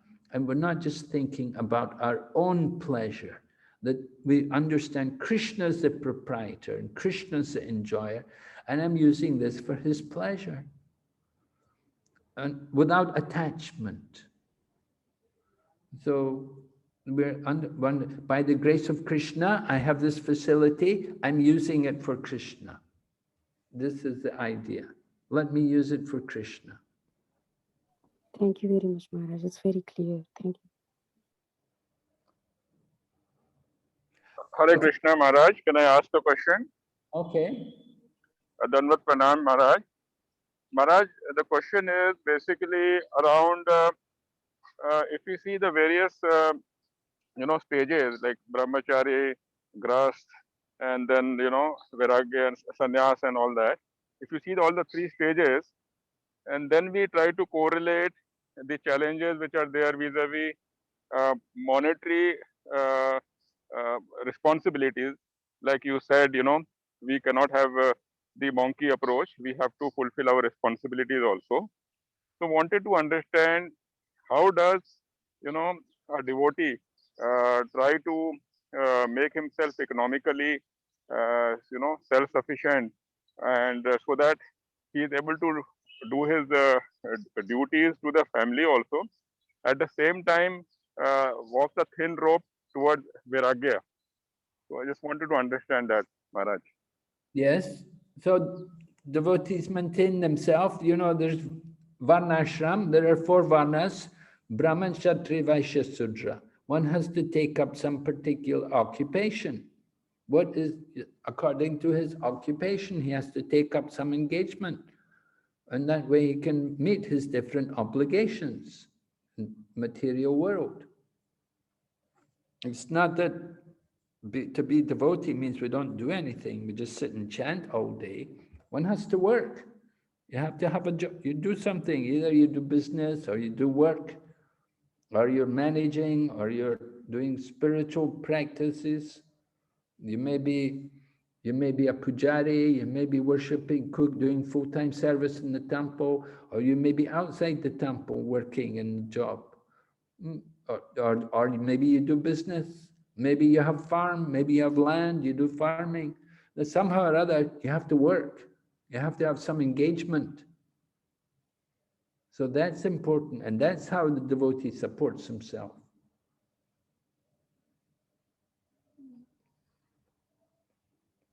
And Maharaj, my point was basically, when we get towards the economic fulfillment, then we sometimes go away from the Vairagya concept, and then we don't know where to draw the line. So there where the challenge comes, Prabhu, Maharaj. Well, if you get Krishna's kind and he gives you more wealth, that's very good. You thank Krishna, and you can use it for the service of Krishna. You get some wealth, you should want to use part of it for the service of Krishna. Example was given about Rupa Goswami, how he divided his wealth. Half of his wealth he gave for the service of the devotees and the Brahmins, and 25% he gave for his family, and 25% he kept for himself for emergency purposes. But that was at the time of his retirement, when he was retiring from the material world and going to become a fully renounced person. So if you have a good economic situation, you're not pressured unduly financially, then you would want to utilize some of your wealth in the service of Krishna, right? That charity is one of the things which should never be given up, even by great souls. And the highest charity is to give charity for the Krishna consciousness movement, to spread Krishna consciousness, either helping build a temple or maintain a temple or to distribute literature or distribute prasadam, some way or other. You get somewhere. Yeah, we have to be careful not to become too much attached to enjoying the economic situation, that we want to become more comfortable. We should want to minimize the material situation. Keep it simple. Keep it in the mode of goodness. Don't get all into luxuries and opulent living. Keep it basic and simple. That is the mode of goodness. So in Krishna consciousness, we always put the emphasis on what is the mode of goodness. Because if you go into passion and ignorance, then very difficult to come out, to go up to transcendental. So you have to be conscious about that, not to always want to increase the material standards. A bigger house, a better car, these things, better schools for the children and so on. You have to be careful. We get too much entangled in the material world. So try to keep it simple, keep it basic, and be satisfied with what is given by Krishna by honest labor. And when you get good results, don't be afraid to utilize some of the results for the service of Krishna. I don't know if that helps you. Thank you very much, Maharaj. That was very kind of you to give a very elaborate explanation. My Dandvat Pranam to you, Maharaj. Thank you. Hare Krishna. Okay, so we'll go ahead here. Analyze the two main diseases of material contamination. Text 23. Thus, his main diseases are, he wants to be one with the Supreme and he wants to become the Lord of material nature. Karmis try to utilize the resources of material nature and thus become its Lord and enjoy sense gratification. That's the karmis, right? They want to enjoy the resource. And the jnanis, or the salvationists, they become frustrated in trying to enjoy material resources. They want to become one with the Supreme or merge into the impersonal effulgence. It's all enjoyment. These are diseases of material contamination. The karmi's disease, he wants to enjoy, and the jnani's disease, he wants to give up everything, to renounce everything. Devotee simply wants to utilize everything in Krishna's service. Going ahead, answer to Devahuri's question in text 20 about Prakriti, the material energy. Lord Kapila says, Prakriti cannot harm an enlightened soul, right? Because devotees can live in the material world. They're not troubled by it. It's not dangerous for the devotee if you're in Krishna consciousness, because we know it's not ours, it belongs to Krishna's, for Krishna's pleasure. Even if the great fear of bondage is avoided by mental speculation and inquiry into the fundamental principles, it may still appear again, since its cause has not ceased. The cause is material energy, it's eternal. So Lord Kapila answers, by discovering the faultiness of his desiring to lord it over material nature, and by therefore giving it up, the living entity becomes independent and stands in his own glory. So this realization that we have that tendency to want to enjoy, to lord over the material nature, that has to be seen. And then you have to give up that mentality. Lord Nityananda can help us to give up this mentality. Lord Balaram is very expert because Lord Balaram, Lord Nityananda, they are Adi Guru. They're the original Guru. And the Guru knows how to get rid of this the weakness of the heart. This weakness of the heart causes these kind of problems.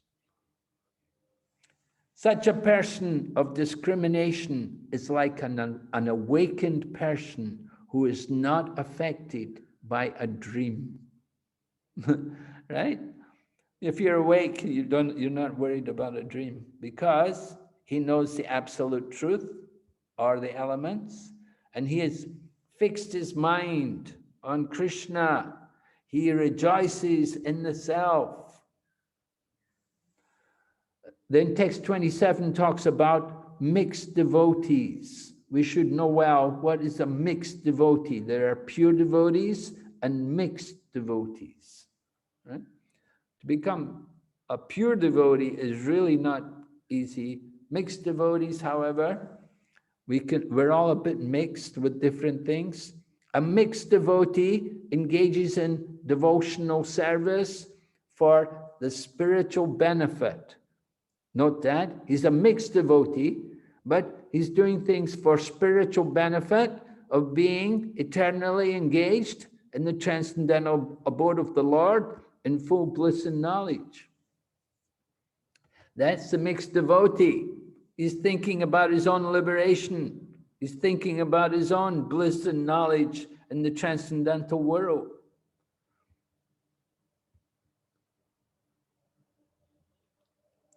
In material existence, when a devotee is not completely purified, he expects material benefit from the Lord in the form of relief from material miseries, right?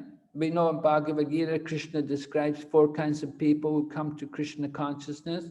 People come in distress. They want relief from the miseries. So that's a material benefit we want to get from devotional. Then another one, people want gain, right? Well, we want wealth. I have no money, I need money. I'll go to Krishna. Krishna, give me money. Oh, Dhruva Maharaj wanted a kingdom. He came, he got a kingdom.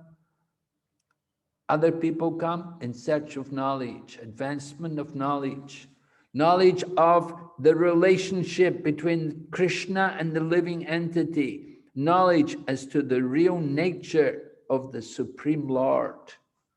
So, like the 4 Kumaras, they came in looking for advancement in knowledge. They knew about Brahman, but they didn't have much knowledge about the Supreme Lord. And so they came to Krishna consciousness. So these are different benefits which make a person mixed devotees, not pure devotees, mixed devotees. When a person is transcendental to these conditions, he is called a pure devotee. He does not engage himself in the service of the Lord for any material benefit or for understanding of the Lord. His one interest is that he loves the Supreme Lord and he spontaneously engages in satisfying him. So this is pure devotion. This is what we want to achieve. And then perfection. A devotee's attention is concentrated only upon the eternal loving service of the Lord. Therefore, the power of death has no influence over him. In such a devotional state, a perfect yogi can attain the status of immortal knowledge and bliss. Okay, that's Lord Kapila. Chapter 27 finished. Any questions? Any more questions? Hare Krishna Maharaj. Hare Krishna Maharaj. Yes? Dandavat Pranam Maharaj. Thank you, Maharaj, for nectarians. My question is, we discussed about the qualities. So one of the qualities talked about stay in secular places. But we are preachers or we are Goshanandis. Staying in secular, how do we understand, Maharaj, about this? Well, these qualities were mentioned for Gyanis, you see. That was, I mentioned the 18 qualities of the Gyani Yoga, the Jnana Yoga. They have to be in more secluded places. How do we understand this for devotees? For a devotee, it's to stay away from materialistic, common people. We don't like to stay where there's a lot of common people. I said about people cooking meat, and televisions, they're up late at night, they wake up late in the morning. Their lifestyle is just the opposite of our lifestyle. You don't really want to be too close to them. Understand? Thank you, Maharaj. Thank you. Yes? Some more questions?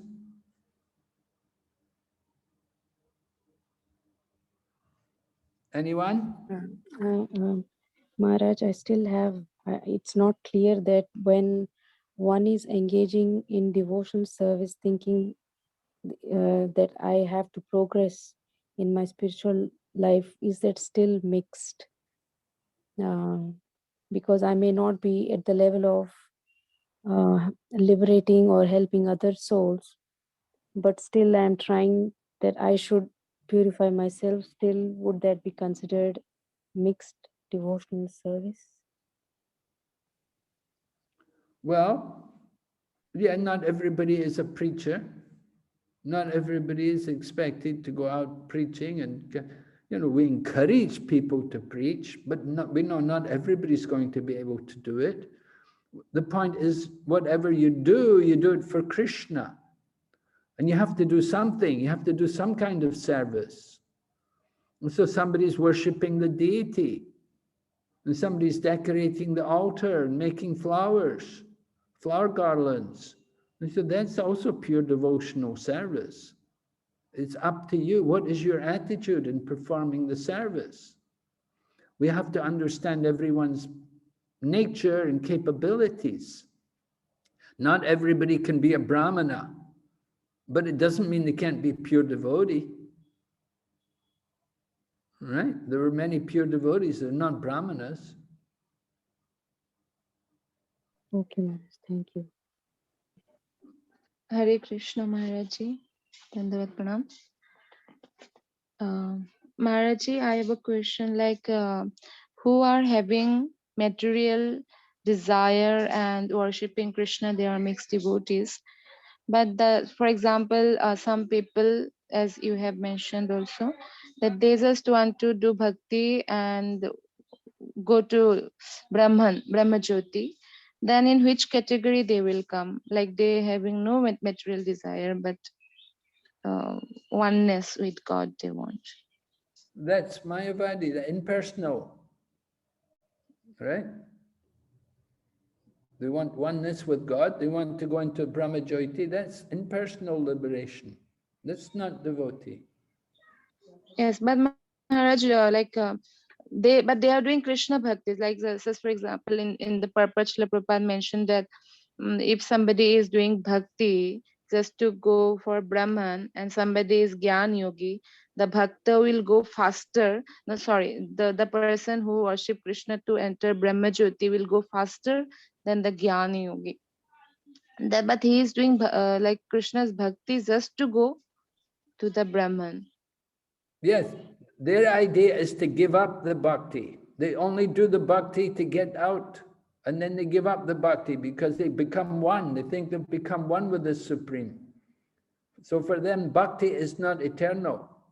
Bhakti is their means to liberation. It's like that for them. They're not thinking that they'll eternally be engaged in Krishna's service. They're not thinking I'm servant. They're thinking this bhakti is just a means to become one. They're thinking this bhakti is just a method by which I become God, and then I give up the worship. Yeah. Oh, okay. So they will be not considered as Brahmavadi, but they will be Mayavadi because they are using Krishna as a stair like that. A Yes. magnet. Yes, right. They talk about bhakti, but their bhakti is just like that. It's just cheating. Yes. They're not genuine devotee. They're not, because their motive is to become one. To become one, that means become God. They want to become the Krishna, become Krishna. So the bhakti is the means to become Krishna for them. Then they'll give up the worship. They put the deity, they worship the deity. And then when they become God, then they give up the deity worship. So not really deity. We say murti puja for them. They don't have Krishna. Krishna doesn't appear, manifest in their deities. Their deities are just murtis, are just statues. And they don't think there's any life in their deities.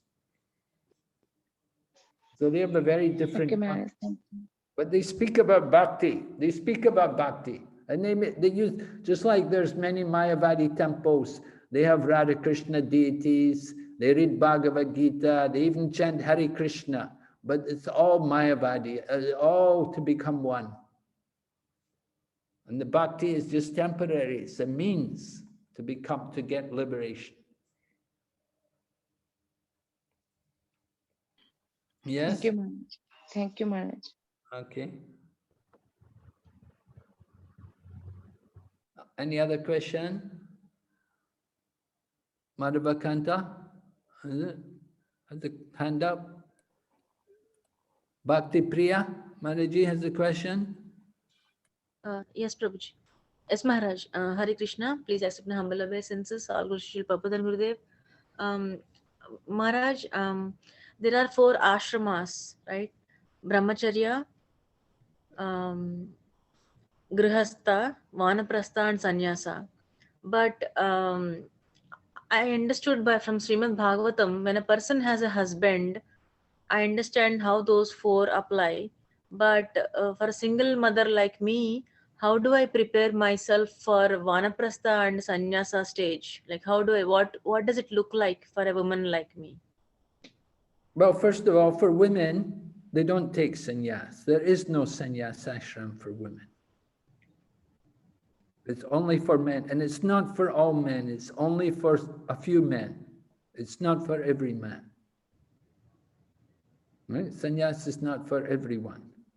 So you don't have to worry about sannyas. Okay. Vanaprastha, that is retired life. Vanaprastha means usually from the age of 50 or around 50, maybe a bit over 50, you retire from work and you concentrate on spiritual activities. So you can do that. You can also think about this. I don't know what age you are, but you can think about it, that at some point you want to also become vanaprastha, retired. No more material responsibilities, only spiritual responsibilities. So let's say I'm working now. After I'm done with work and retired, then I can completely focus on devotional activities, and it doesn't have to be necessarily traveling. It doesn't have to be necessarily sannyasa. It just complete devotional service, right? Right. I That's can right. just do it from my house right now. I don't Right. have to worry about going anywhere. Right. You can do it in your house, yes. Okay. Thank you so much, Maharaj. I had this question and I didn't know how to. Thank you so much. Yes. Hare Krishna Maharaj. Yes, Hare Krishna Prabhu. Please accept my humble obeisances. Maharaj, in the means of serving the devotees, is it okay to give the financial help and not expecting anything from them? So, could you please give a proper understanding? Well, giving financial support to devotees, you want to be a little cautious. You want to do it with care, to give qualified people, deserving people, right? You don't just freely give to people, because problem is people may take unfair advantage. They see that I can get money from this person. I'll just take the money from this person. I don't need to worry. I don't need to worry myself. He's giving, I'll get more money from him. And this way, I will live nicely. I will live comfortably at his expense. It's, you should be cautious. You give to devotees, you want to be guided by, you might want to check with the temple authorities about this, if this is actually a good thing or not. What do they think about it? Because they may know better about the person. You know, it would depend a lot on how well you know the person you're giving the money to. You should know how they're going to use the money, and you should know that they're going to use that money fully in Krishna consciousness, and they won't just take an unfair advantage and become lazy and become extravagant because of your financial support. You don't want to encourage devotees to become lazy or to become extravagant, waste money. You don't want to encourage them in luxurious living. You want, it's good for devotees, it's good for all of us to live simply. We practice simple living, high thinking. And we need to minimize our demands. Now, we can, if we think somebody's going to pay for everything, then we can become very extravagant. We want more and more. So you have to be cautious. You have to be careful. There may be better ways to use their money rather than give it to devotees. There may be some better ways. Thank you, Maharaj. Maharaj, and I have another question regarding this mixed devotion service. So those devotees who are want to have an eternal relationship with the Lord, and for the sake of spiritual benefits, it is mentioned for the sake of spiritual benefits. So, and that's why they are engaging in the service of the Lord. Means they don't have the pure, eternal, loving attitude towards the Lord. So, but still, they are also promoted to the spiritual kingdom, and they are also engaging in there. And without love, how can one go there, Mara? Without love? Yeah. Well, without love, I don't know that you can go there without love. Mixed devotees, I don't think they can go to the spiritual world. They would like to go to the spiritual world, but it doesn't mean that they go.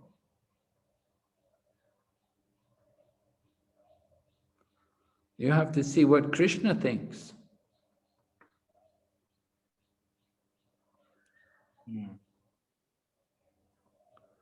Krishna is the one who makes the final decision, who's going to go there and who's not.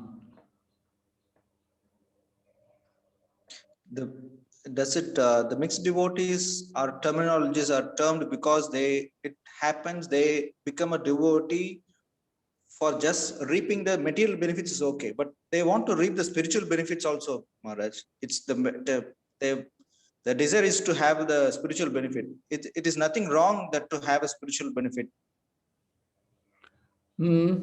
Yes. You say there's nothing wrong to have spiritual benefit. We have to see how much they really want Krishna. Are they only thinking of themselves, or are they thinking of Krishna? You see, they're thinking of them. It's more like they're just thinking about themselves. What I want. Why do they want to go to the spiritual world? They don't seem to care very much about Krishna. They're only thinking what's good for me. So that concept of the self is there.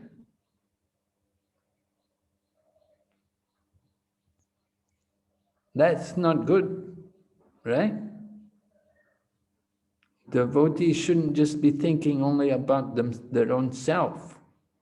We have to think, what does Krishna want? Could you please explain this, Maharaj? Because, for example, we are following the rules and regulations. These are all done for the pleasure of Krishna only. But if we can also do it just for the sake of following and not please Krishna also. Means there is a subtle difference. Yes, there's a difference, right? So I said it again, it's the attitude. What is our attitude? Are we following just for the sake of following? Or are we really doing it for Krishna? We've got to develop the attachment to Krishna. We've got to develop the taste for hearing and chanting about Krishna. It's not we just follow and I want to go there, I want to go back to Godhead. Why you want to go back to God? Oh, there's too much suffering here in the material world. I want to go to the spiritual world. It's more easier life, better life. You know, that's not a very good reason. I don't think that's going to help us to go back to Godhead.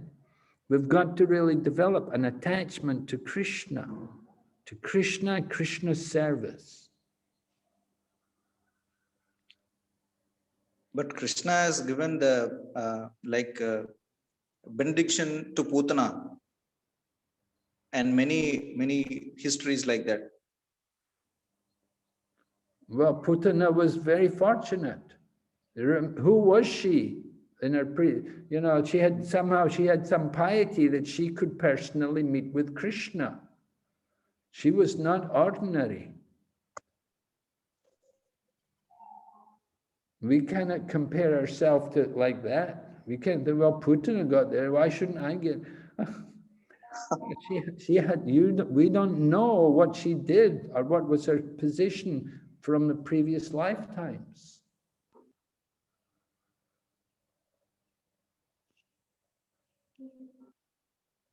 What is our position?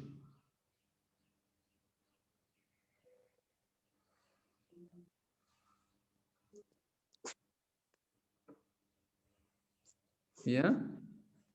Yes, Maharaj, it's a question.